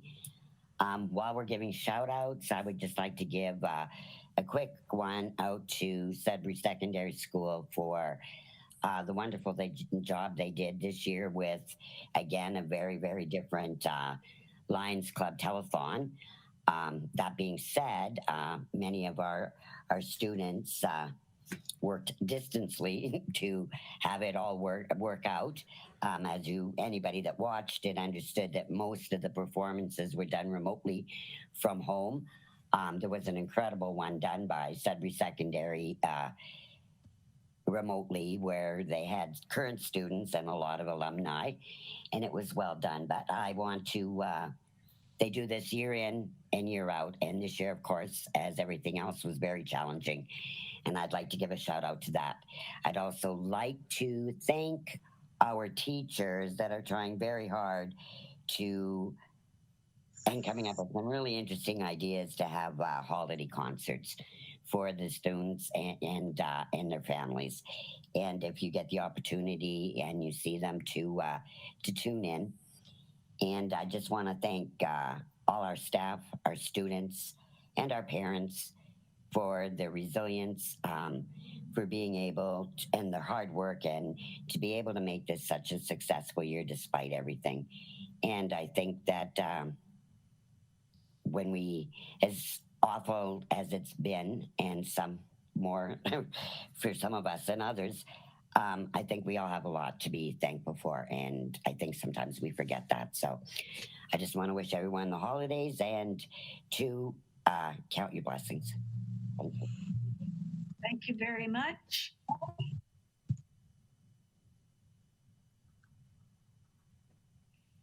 Moving on, chairperson's remarks. I really didn't have anything ready, but I did. Just as we're listening through the different items, I want to reiterate the many good things that our trustees have brought to our attention just now. Christmas is about traditions. And while our individual families may have to alter our traditions this year, there's one thing that remains, and that is the tradition of giving. And it's alive and well, and was shown to us through the list and some of the things that Director Blazek pointed out. So yes, there are traditions that we're going to miss out on, but as many of you have said, thank you very much for being here, and thank you very much for everything that everyone has given. I did pull this out and have a copy of it because I think it talks about the Grinch who stole Christmas, and I think that we could call the Grinch COVID. The thought for this month, I'm going to repeat it from last year, comes from How the Grinch Stole Christmas by Dr. Seuss. And I quote, "It," meaning Christmas, "came without ribbons. It came without tags. It came without packages, boxes, or bags. Then the Grinch thought of something he hadn't thought before. Maybe Christmas, he thought, doesn't come from a store. Maybe Christmas, perhaps, means a little bit more." On behalf of the board, I'd like to take this opportunity to wish all our students, parents and guardians, staff, and community partners a happy and healthy holiday season. Thank you very much. Take a moment, take a quick look at the future meetings. We also have 3 reports that are in the backup. And if you discover that there is a mistake in the future meetings, please be sure you notify Heather. And before we adjourn, I want to thank one other person that hasn't been mentioned, and she is phenomenal, and that is Heather Thurkel. The work she does to put together a meeting and to provide all of the information we need, all of the backup, wonderful. So I really want to thank Heather for that. So virtual thank you. Trustee Clement, do you have your hand raised? I hit the wrong button. Okay. Well, But to all of you, Merry Christmas. And don't forget your special cards this time of the year. UNICEF and Cherry, they're all out now at the stores. So that's a good way to help out around the world. Thank you very much. On that note, that we do now adjourn, moved by Trustee Cosmerly, seconded by Trustee Hunda. Good night. Thank you very much. Goodbye.